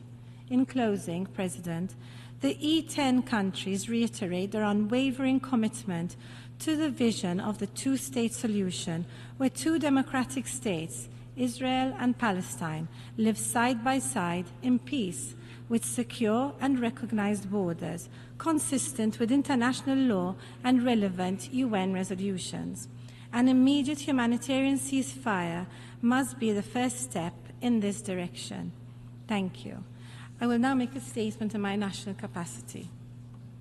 Excellencies, Malta regrets the circumstances that demand the convening of this debate. Malta voted in favour of the Algerian draft Security Council resolution calling for an immediate humanitarian ceasefire. We thank Algeria for their approach as pens and for their efforts to generate agreement on a much-needed text. Malta has repeatedly and unequivocally condemned the Hamas terror attack of 7 October and subsequent rocket fire into Israel. we reiterate that the immediate and unconditional release of hostages must be a top priority. And may I remind that the UN Security Council has already passed 2 resolutions calling for the release of hostages. Therefore, claims that the Security Council is not acting on their behalf are inaccurate. However, the scale of human suffering that continues to unfold in Gaza leads to only one conclusion. The Security Council must call for an end to this conflict. Regrettably, so far it has not been able to do so. As a consequence, we have witnessed increasingly horrific scenes of human tragedy, such as recently in southwest of Gaza City, where more than 100 people have been reportedly killed and injured while seeking life-saving aid. We unequivocally reiterate our call for a permanent ceasefire. This is essential to alleviate the suffering of civilians in Gaza, de-escalate broader regional tensions, and provide the framework for the necessary humanitarian aid which can be provided to civilians in Gaza. As we hold this debate, the humanitarian catastrophe in Gaza continues to unfold. 30,000 Palestinians have been killed. Too many are suffering from catastrophic hunger and the outbreak of disease. International humanitarian law and the laws of war must be respected by all parties. Military action during hostilities must always be in line with the principles of distinction, proportionality, and necessity.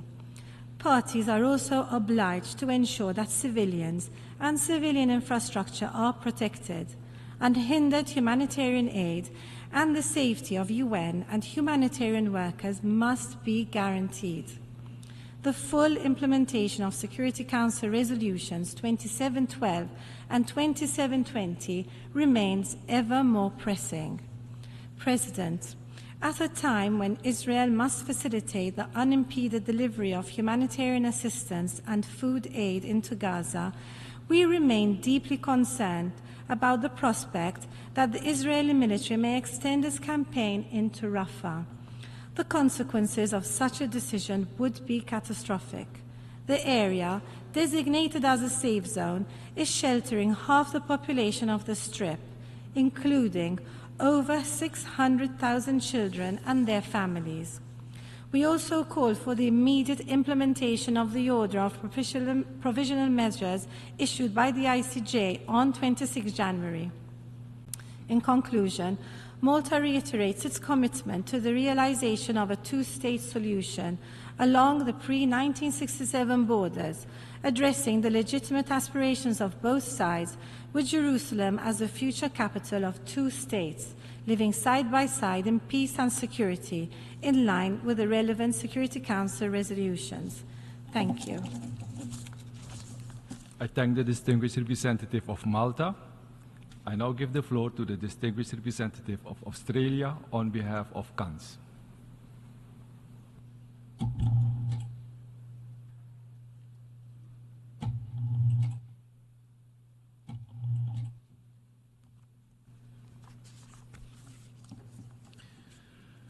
Thank you, President. Colleagues, I'm delivering this statement on behalf of Canada, New Zealand and my own country, Australia. Thank you for convening this meeting.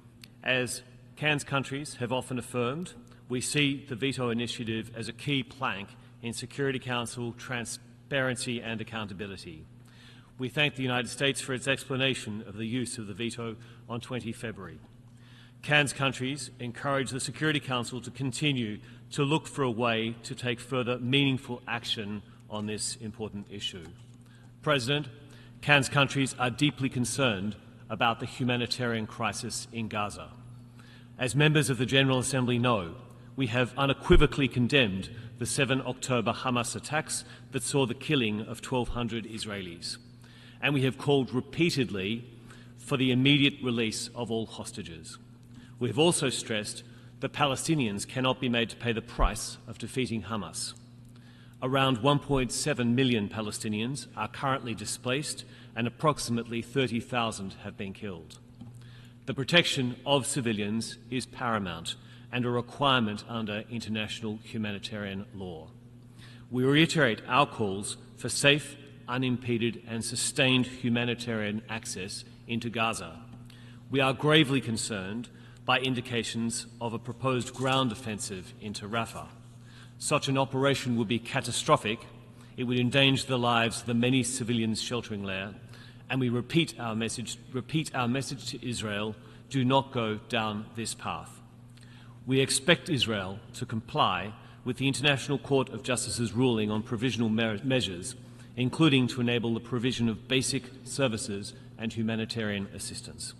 We oppose any forcible displacement of Palestinians from Gaza, the reoccupation of Gaza, and any reduction in its territory.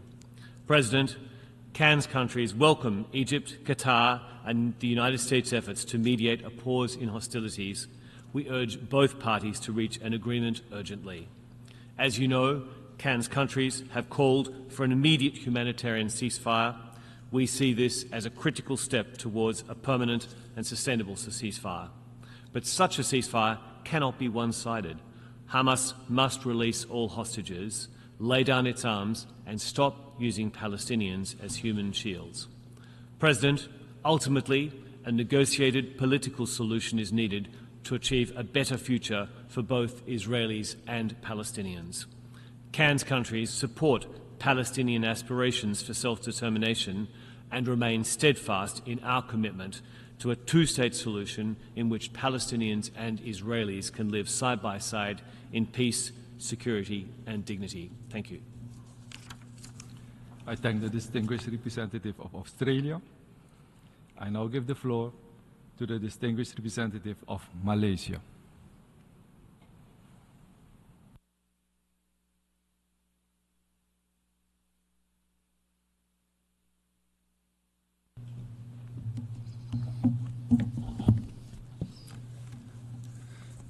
Mr. President, my delegation thanks you for convening today's plenary meeting following the veto cast by a permanent member of the Security Council during its meeting on 20th February 2024 under the agenda item, the situation in the Middle East, including the Palestinian question.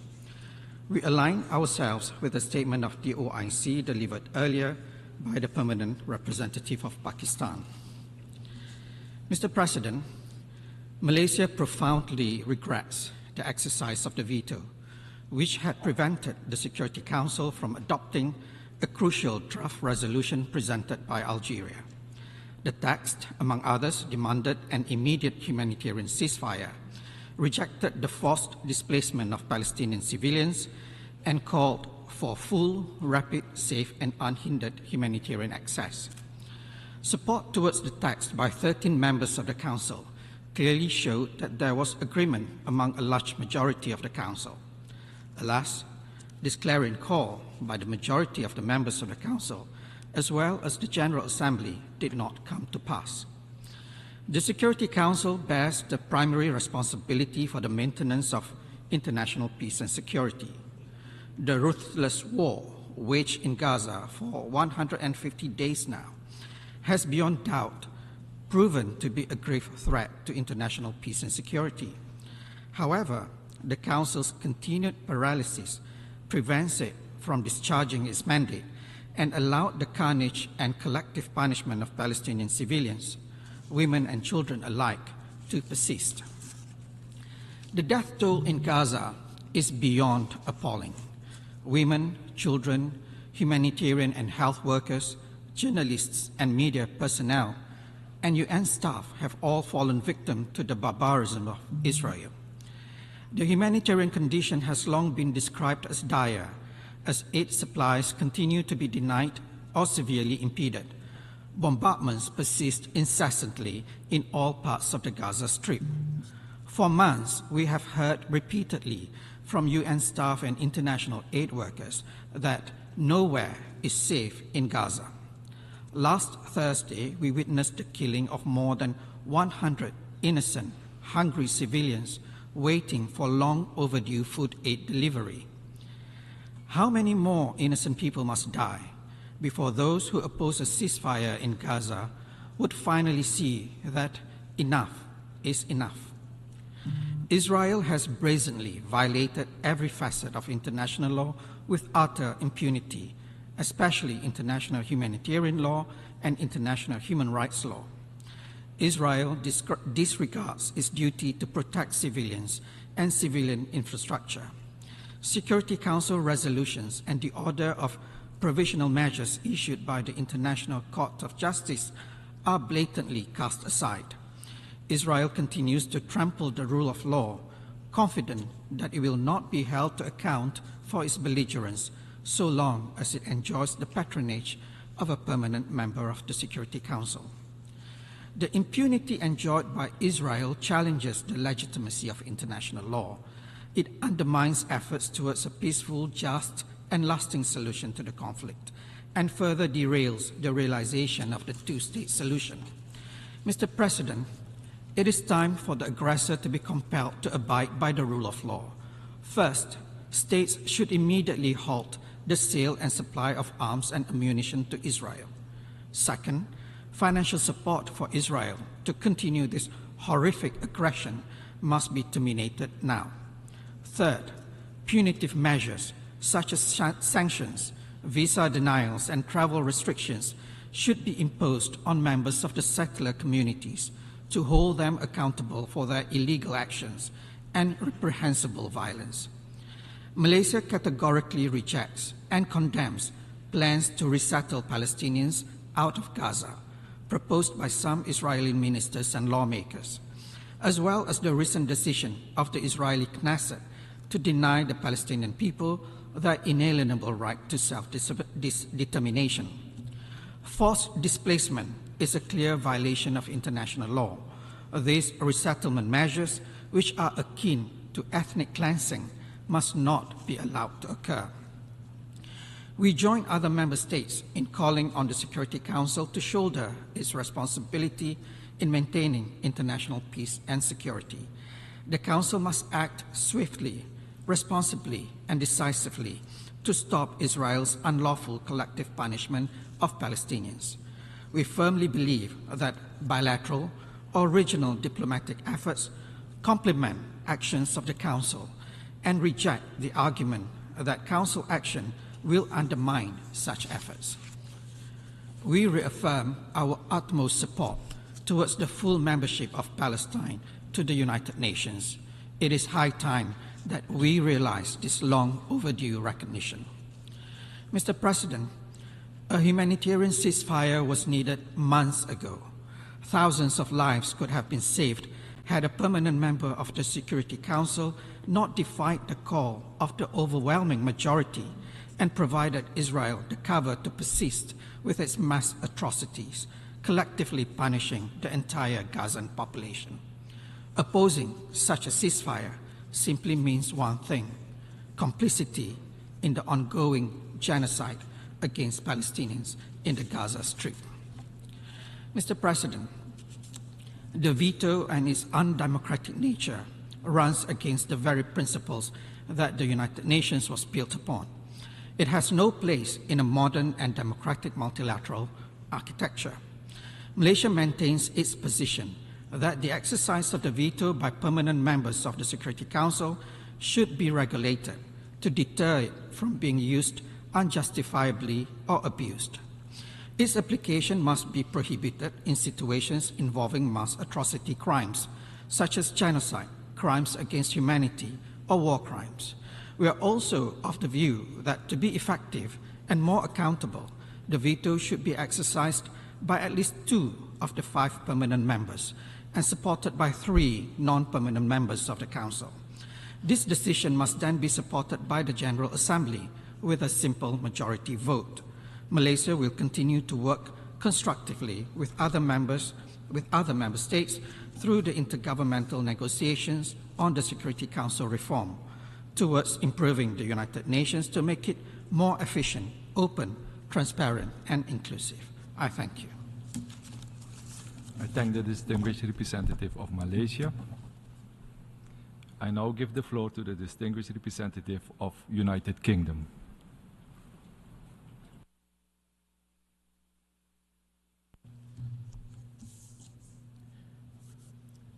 President, Civilian suffering in Gaza cannot continue.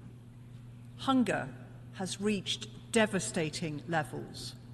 Disease is on the rise. People are crammed into ever smaller slivers of land with nowhere left to go. Last week, the UK and Jordan airdropped 4 tons of life-saving aid to the Tal al-Hawa hospital in northern Gaza.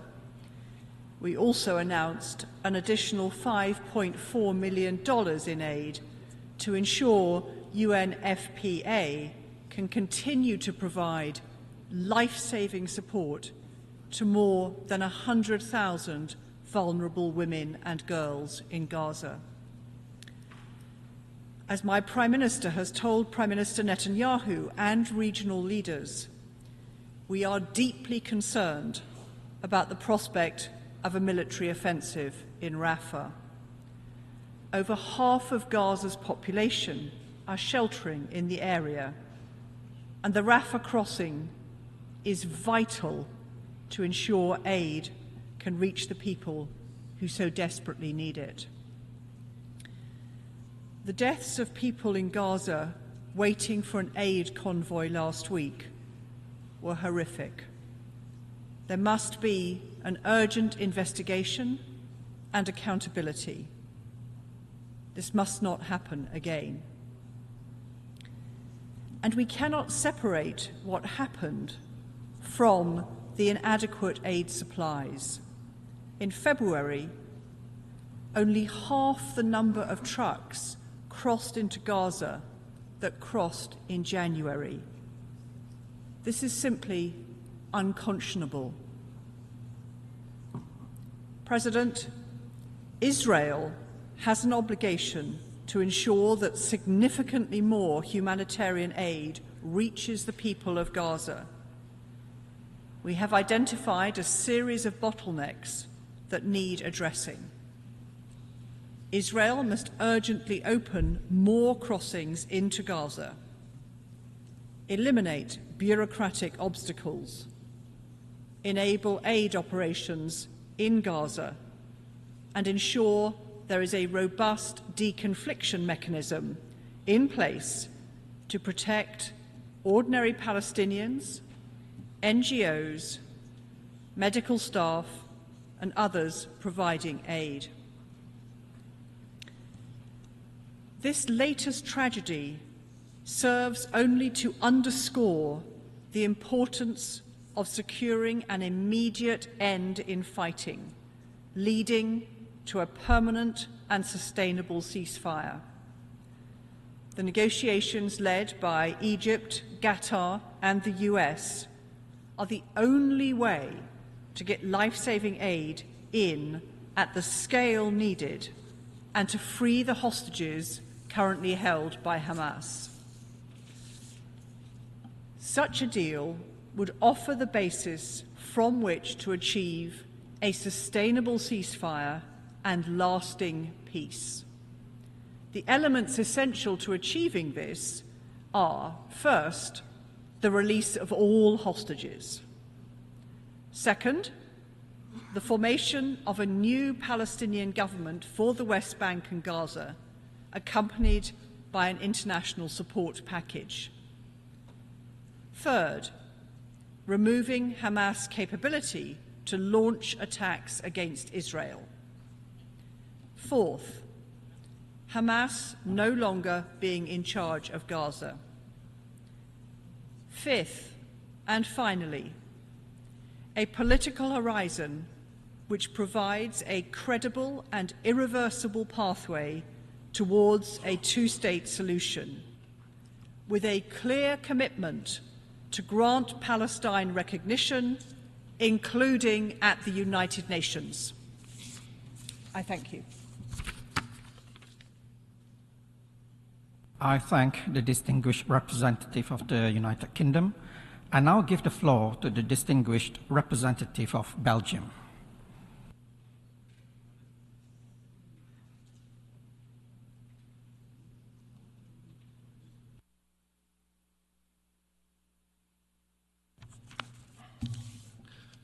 Mr. President, Excellencies, my dear colleagues, Belgium fully supports the statement of the European Union, and I wish to take this opportunity to highlight the following points.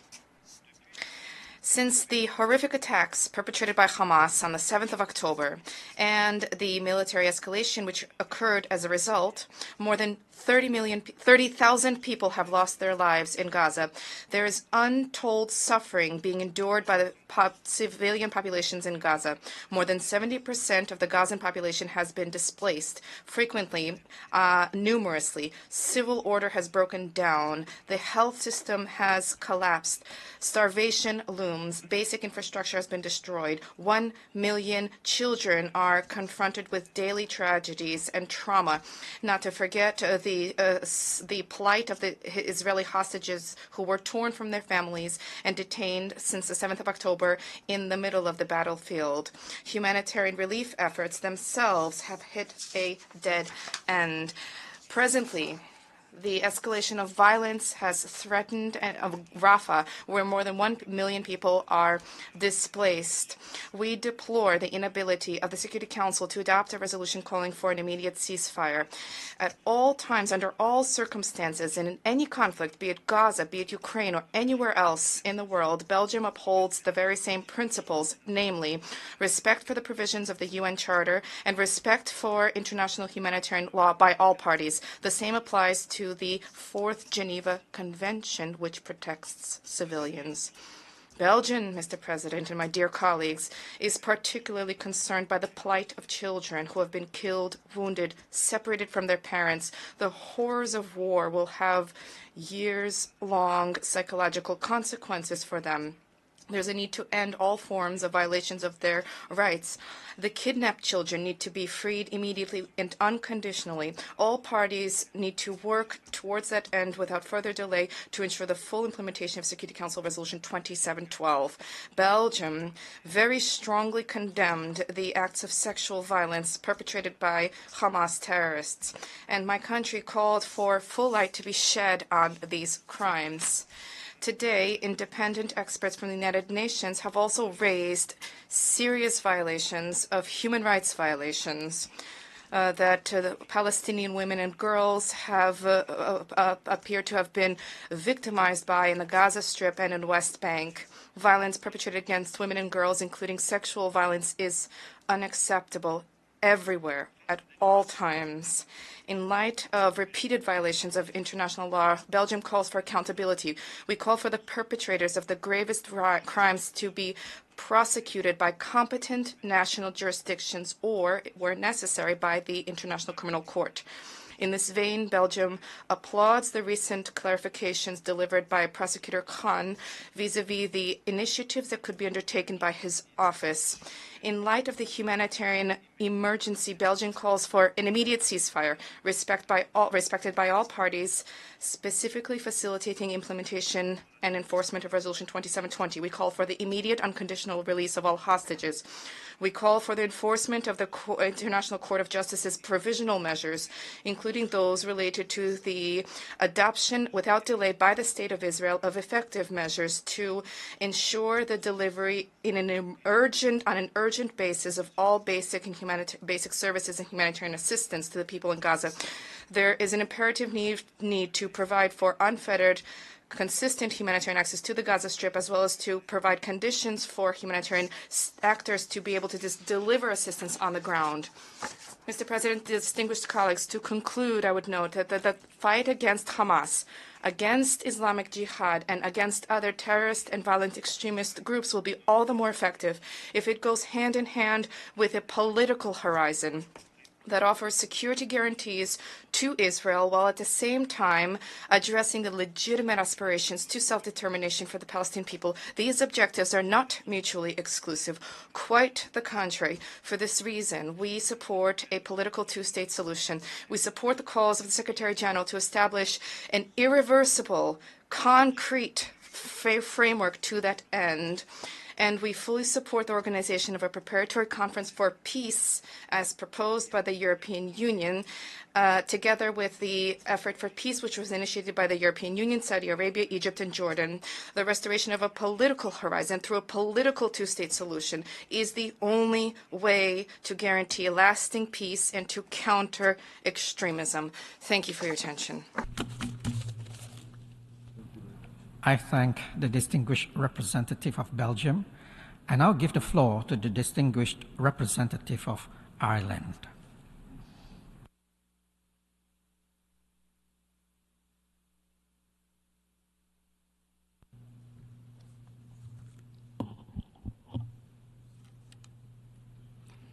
Mr. President, thank you for convening this important veto initiative meeting.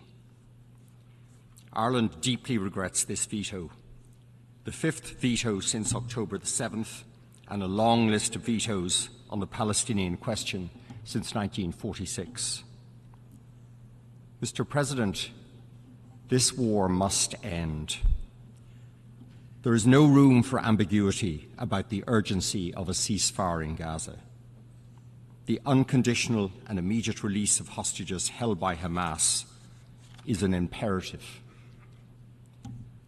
Nor is there any room for ambiguity about the necessity of unhindered humanitarian access. For months now, these have been Ireland's demands. It is a sobering reality that a humanitarian catastrophe of massive proportions is unfolding in Gaza. A man-made conflict-induced famine now looms larger on the horizon with every passing day. A military escalation in Rafah, where almost 1.5 million desperate people are taking shelter, casts a dark shadow. This escalation would have devastating consequences. It can and must be avoided. An immediate ceasefire and unhindered humanitarian access is a human imperative. Mr. President, the Charter confers primary responsibility for international peace and security on the Security Council. At a time when the Council is so often paralysed by politics, paralysed by the use or threat of the veto, paralysed by an inability to move with the times and reform, it is incumbent on us here in the General Assembly to remember that the Charter does not confer on the Security Council exclusive responsibility for peace and security. The Secretary-General has a significant role. We saw that when he invoked Article 99 of the Charter to sound the alarm about this brutal war. It is here in the General Assembly where the true weight of global opinion can be expressed. It has an important and complementary role. Last December, this Assembly voted to demand an immediate humanitarian ceasefire. For 153 member states, the vast majority, there was no equivocation. An immediate ceasefire was our clear demand. When the General Assembly last renewed the vital mandate of UNRWA in December 2022, 157 member states voted in favour, affirming the necessity of the continuation of UNRWA's work. In our view, UNRWA remains today as essential as ever, the backbone of a life-saving humanitarian response in Gaza and a pillar of regional stability. Mr. President, wars have rules. In this conflict, Ireland's assessment is that these rules have been broken. The attacks launched by Hamas against Israel on 7th of October were reprehensible.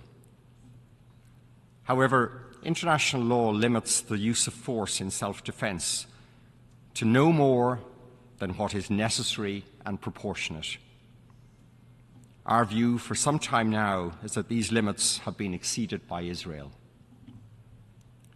International humanitarian law requires respect for the principles of distinction, proportionality, and precaution. We once again underline our serious concern that Israel's use of heavy munitions with a wide blast area is indiscriminate. The use of explosive weapons in populated areas has a devastating impact on civilians.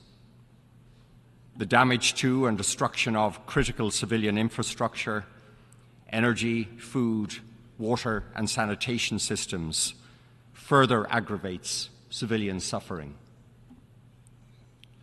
Ireland is also increasingly concerned by Israel's failure to ensure essential supplies for Gaza's civilian population and to facilitate the delivery of humanitarian assistance. This appears to us to be in violation of international humanitarian law. It is vital that the international community ensures accountability, whether at the International Court of Justice, the International Criminal Court, or elsewhere. Sanctions against Hamas are an appropriate response to their crimes, and so too are sanctions against violent settlers in the West Bank. Mr. President, the current cataclysm in Gaza is but the latest corrosive cycle of violence in this conflict. History is replete with so many chapters on the Palestinian question and the Middle East peace process.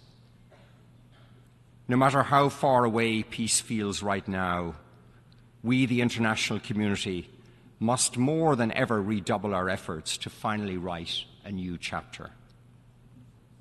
A political settlement in this long conflict must finally be secured. A ceasefire is urgent right now, but a ceasefire alone is not sufficient to end decades of conflict.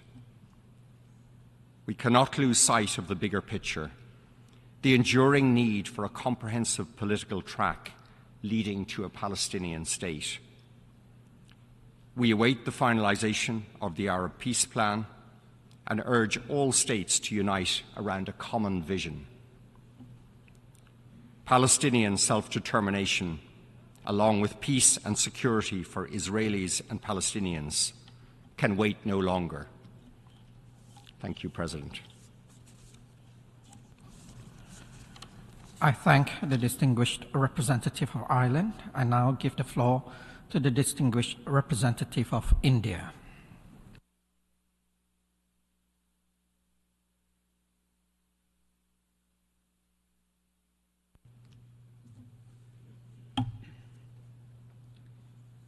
Mr. President, as far as India is concerned, we have been deeply troubled by the conflict in Gaza that has been raging for nearly 5 months now. The humanitarian crisis has deepened, and the region and beyond have seen rising instability. India's position on the conflict has been clear and has been stated on several occasions by our leadership. There are 4 key points here. 1. The ongoing conflict between Israel and Hamas has led to a large-scale loss of civilian lives, especially women and children. As I've mentioned before, this has also resulted in an alarming humanitarian crisis. This is simply unacceptable. We have strongly condemned the deaths of civilians in the conflict. It is critical to prevent a further escalation of violence and hostilities. It is also imperative to avoid the loss of civilian lives in any conflict situation. International law and international humanitarian law must be respected under all circumstances. 2. We are cognizant of the fact that the immediate trigger of the conflict were the terror attacks in Israel on 7th October, which were shocking and deserve our unequivocal condemnation. India has a long-standing and uncompromising position against terrorism in all its forms and manifestations. There can be no justification for terrorism and hostage-taking. As such, We demand the immediate and unconditional release of all hostages. 3, it is imperative that humanitarian aid to the people of Gaza be scaled up immediately in order to avert a further deterioration in the situation. We urge all parties to come together in this endeavor. We welcome the efforts of the UN and the international community in this regard. India has provided humanitarian aid to the people of Palestine and will continue to do so. 4, as my leadership has repeatedly emphasized, only a two-state solution achieved through direct and meaningful negotiations between both sides on final status issues will deliver an enduring peace. India is committed to support a two-state solution where the Palestinian people are able to live freely in an independent country within secure borders with due regard to the security needs of Israel. In closing, Mr. President, and in order to arrive at a lasting solution, we urge for an immediate de-escalation and eschewing of violence, the release of all hostages, avoiding provocative and escalatory actions, and to work towards creating conditions for an early resumption of direct peace negotiations. Thank you. I thank the distinguished representative of India. I now give the floor to the distinguished representative of Singapore.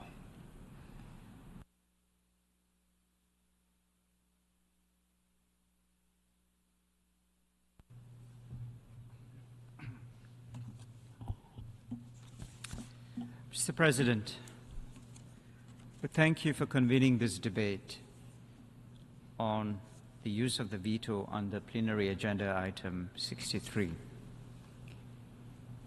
We regret very much that we are meeting for the second time this year under this agenda item to discuss yet another veto cast by a permanent member of the Security Council. Singapore aligns with the statement earlier delivered by Liechtenstein on behalf of a group, and we would like to make the following additional points in our national capacity. We are disappointed that the Security Council was again unable to reach agreement on an urgently needed response to the conflict in Gaza. The Council's inability to find a diplomatic solution may mean even more dire consequences for the population of Gaza, over 30,000 of whom have reportedly been killed. We have condemned the horrific acts of terror of Hamas on the 7th of October 2023.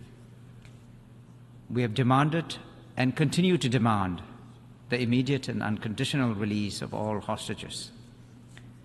Meanwhile, the human costs of the Gaza crisis continue to escalate, and tensions elsewhere in the Middle East are growing. This could become a wider regional conflict.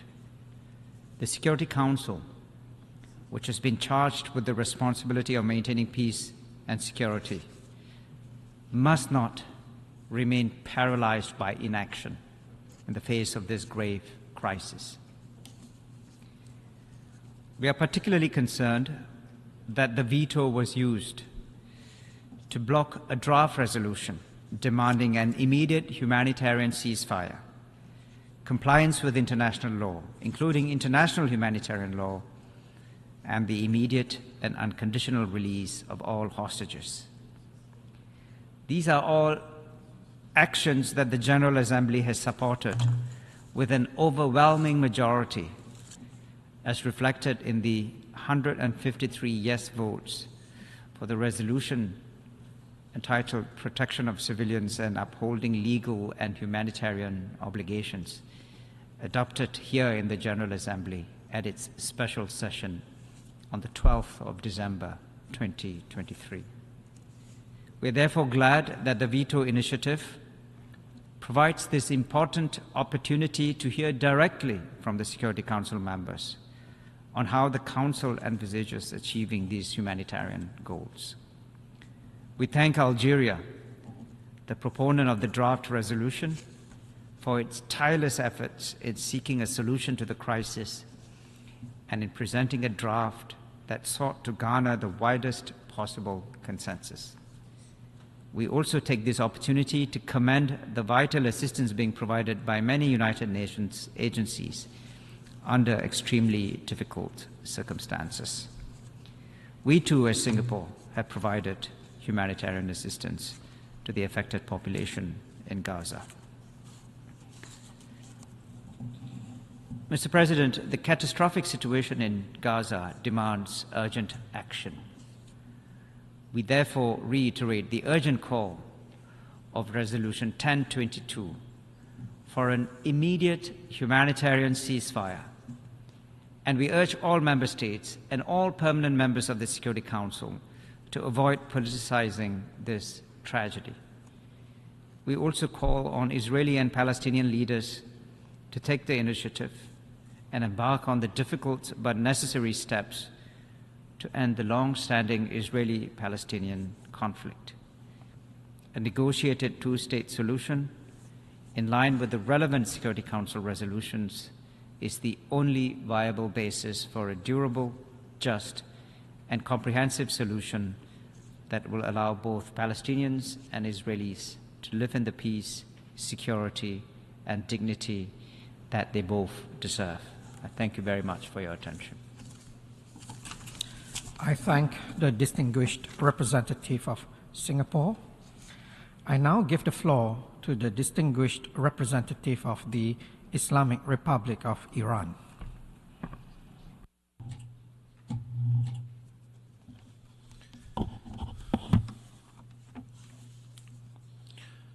In the name of God, the compassionate and merciful, Mr. President, distinguished colleagues, a few days ago, the international community once again witnessed another unjustifiable and cruel use of veto power by US during the voting on a draft resolution presented by Algeria, calling an immediate humanitarian ceasefire. Despite receiving widespread support from member states and nations globally, the US shamefully wielded its veto power against the resolution. The action of the US administration in this regard will undoubtedly be scrutinized by both nations and history alike. Iran commends the valuable effort and unwavering dedication of Algeria within the Security Council, particularly in addressing the ongoing situation in Gaza. We commend their initiative in presenting a robust draft resolution aimed at achieving a long-awaited ceasefire. We express our gratitude to the 13 Council members who supported the ceasefire in Gaza by voting in favor of the draft resolution. The gravity of the situation in Gaza has garnered widespread attention within the international community. The Israeli authorities are using starvation as a deliberate method of war against civilian population in Gaza. Regrettably, the Council's silence has become a license to kill and starve the Palestinian population. Moreover, the international community is deeply alarmed by Israeli decision to invade Rafah, foreseeing dire consequences for the densely populated region. Additionally, the Israeli regime action in Lebanon and Syria, which contravene international law and the United Nations Charter, have further exacerbated tension and raised concerns about destabilization in the region. We strongly condemn the most recent brutal attack of the Israeli forces against the Palestinian civilians seeking humanitarian aid. The deliberate fire attack by Israeli forces has resulted in at least 117 killed and about 750 wounded civilians. All this cruelty has been happening in the absence of a demand ceasefire. We shall precisely address the obstacle that the world has witnessed and the prevented attempts by the Security Council to shoulder its responsibilities and call for an immediate humanitarian ceasefire in the occupied Palestinian territory. It is regrettable that the United States had decided to turn a blind eye to realities and vehemently support the ongoing genocide by Israel. It even ignores loud calls from its own nation. A self-immolation incident happened in Washington last week by a 25-year-old U.S. active-duty airman, Aaron Bushnell, indicate that how the conscience of the people of the world has been deeply wounded by the amount of the violence against Palestinians, and how the American people are desperately ashamed of policies of their administration. The obstruction by the United States of the Council Charter duties starkly contrasts with the global appeal for an end to the bloodshed, defies the inherent human nature to preserve life and violate fundamental principles of international law, including humanitarian and human rights law. Even inadmissible justification presented by the U.S. authorities for harboring such wrongdoing act in the guise of the self-defense, regardless of their illegitimacy, exempts Israeli for adhering to the most basic value of humanity, the principles of international law and the compelling rules of international law that protect women, children, and unarmed civilians during war. That guarantees the Israeli war machine impunity to continue this assault on Palestinian civilians. We once again reiterate our call for an urgent and sustainable ceasefire, which in its absence the tragedy worsens and could lead to the loss of innocent lives, including children and women. The paramount imperative is to swiftly implement the ceasefire to prevent widespread starvation in Gaza. We must reiterate the urgency of implementation of obligation under international humanitarian law and the provisional measures issued by the International Court of Justice on 26 January 2024. These measures are imperative to ensuring humanitarian aid reach the Palestinian civilian population in Gaza Strip. In conclusion, Mr. President, considering the Security Council current impasse, I wish to emphasize the obligation of the third parties under international law as well as outline its provisional measure of the ICJ.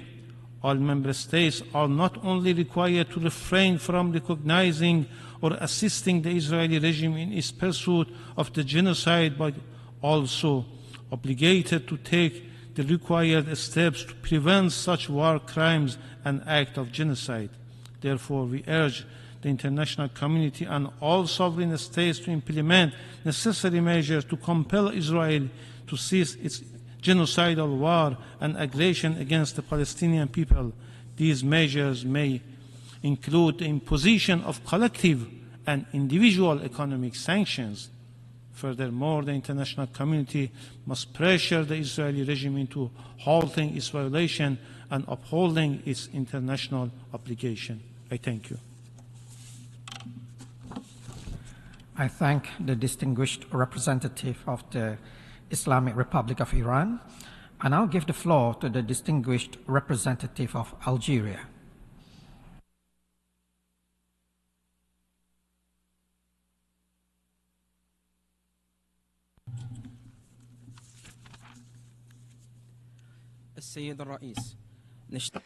Mr. President, we convene today here at the General Assembly, the Parliament of the world that expresses the will of all member states and free peoples of the world. We convene after the use of veto against a draft resolution submitted by my country to the Security Council.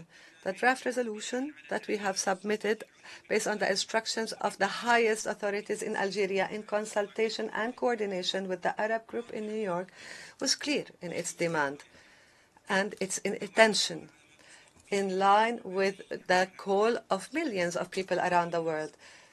Immediate ceasefire in Gaza, a demand that is of extreme importance and should be heeded so that the Security Council can also adopt it in order to preserve the credibility of the UN and preserve the humanity of this world. a humanity that is diminishing with every day of hunger in Gaza, is diminishing with every tear of a mother who cries over her dead infant, diminishes with the pain of every father over the killing of his child in Gaza. Mr. President, we tried during the negotiation process to take into consideration the proposals by the different countries until we get to a text that was supposed to garner the support of all member states. However, unfortunately, it was not possible to do that because of the use of the veto right. The demand to stop hostilities in Gaza Strip and to prevent that from happening is unjustified. And the massacre in Al-Rashid Street is only an example of what happens when we fail to stop. And the continuation of the hostilities against Palestinians have paralyzed also the international community from providing aid in a timely fashion. The amount of aid has also been reduced by half this month, which shows the limited impact of both Security Council Resolution 2712 and 2720, and shows that the Secretary General was right when he announced, and I quote, "A ceasefire for humanitarian reasons is the only means to start fulfilling the needs, the urgent needs of the population in Gaza." End of quote. It is not possible that the Security Council is the only body that hasn't called for a ceasefire. The Security Council has to impose a ceasefire without any delay, or otherwise there will be nothing in Gaza that is worthy of living. For 5 months, people are being killed in Gaza Strip because it's maybe uglier in the eyes of the occupation. It is being bombarded collectively. As a collective punishment of Palestinians, the situation will deteriorate further, surely, once a ground operation is launched in Rafah. Therefore, we warn against these plans and reiterate the need to stop them and prevent them. The situation in Gaza is unbearable, and the situation of the Palestinian people are given the option of either dying by lethal weapons that countries need to stop providing to Israel, or to die of starvation or disease. This requires the lifting of the siege and delivering basic humanitarian assistance to them. This catastrophic situation that we have reached today as a result of the intransigence of the Israeli occupation and preferential treatment by some in the international community, and they think that they can enjoy impunity. This requires us to stop and think seriously, because what we see today in Gaza will have its repercussions, and will start a new form of conflicts where people forget everything about their humanity and their values and ethics. We see horrific images that we thought had long disappeared from our world today. Therefore, we, the peoples of the UN, we who have pledged to save the succeeding generations from the scourge of war, we need to act swiftly and impose a ceasefire out of our conviction in the basic human rights and the dignity of individuals and the right of women, men, nations in terms of equal rights. Mr. President, we reiterate that the only solution for the Palestinian question is by empowering Palestinians to enjoy their legitimate rights, particularly the right to self-determination, the establishing of an independent Palestinian state. This is the choice that the international community agrees to and should be preserved in light of the existential threat to it by Israeli occupation forces. This cannot be possible unless there is a granting of full membership to the state of Palestine in the UN. Accordingly, we reaffirm our commitment that was expressed by the President of Algeria, Mr. Tebboune, to work with our brothers in the Arab and Muslim world and with all countries who support freedom and rights around the world to achieve this noble goal. Mr. President, in conclusion, We reaffirm that the right of Palestinians to their land will always be there, regardless of how time elapses. In Palestine, children and adults were killed, but no one forgot their land or their rights, and nobody will forget, because and these are rights that cannot be forgotten. And the brutal machine of war will only make Palestinians more determined to establish their state and hold fast of their land, the land of their ancestors. The stability of the region as a whole will not be achieved or possible until this historic injustice is lifted. And as such, we call the international community to act rapidly without any delay. And the start would be by a ceasefire in Gaza, paving the way towards the establishing of an independent Palestinian state with its capital East Jerusalem. Thank you, Mr. President. Thank the distinguished representative of Algeria. And I'll give the floor to the distinguished representative of Costa Rica.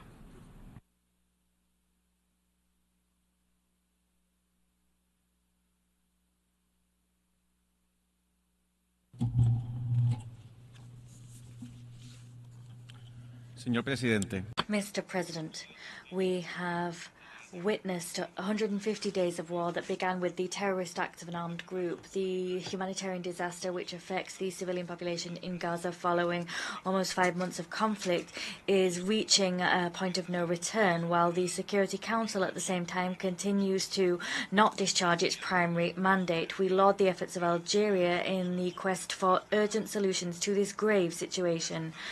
We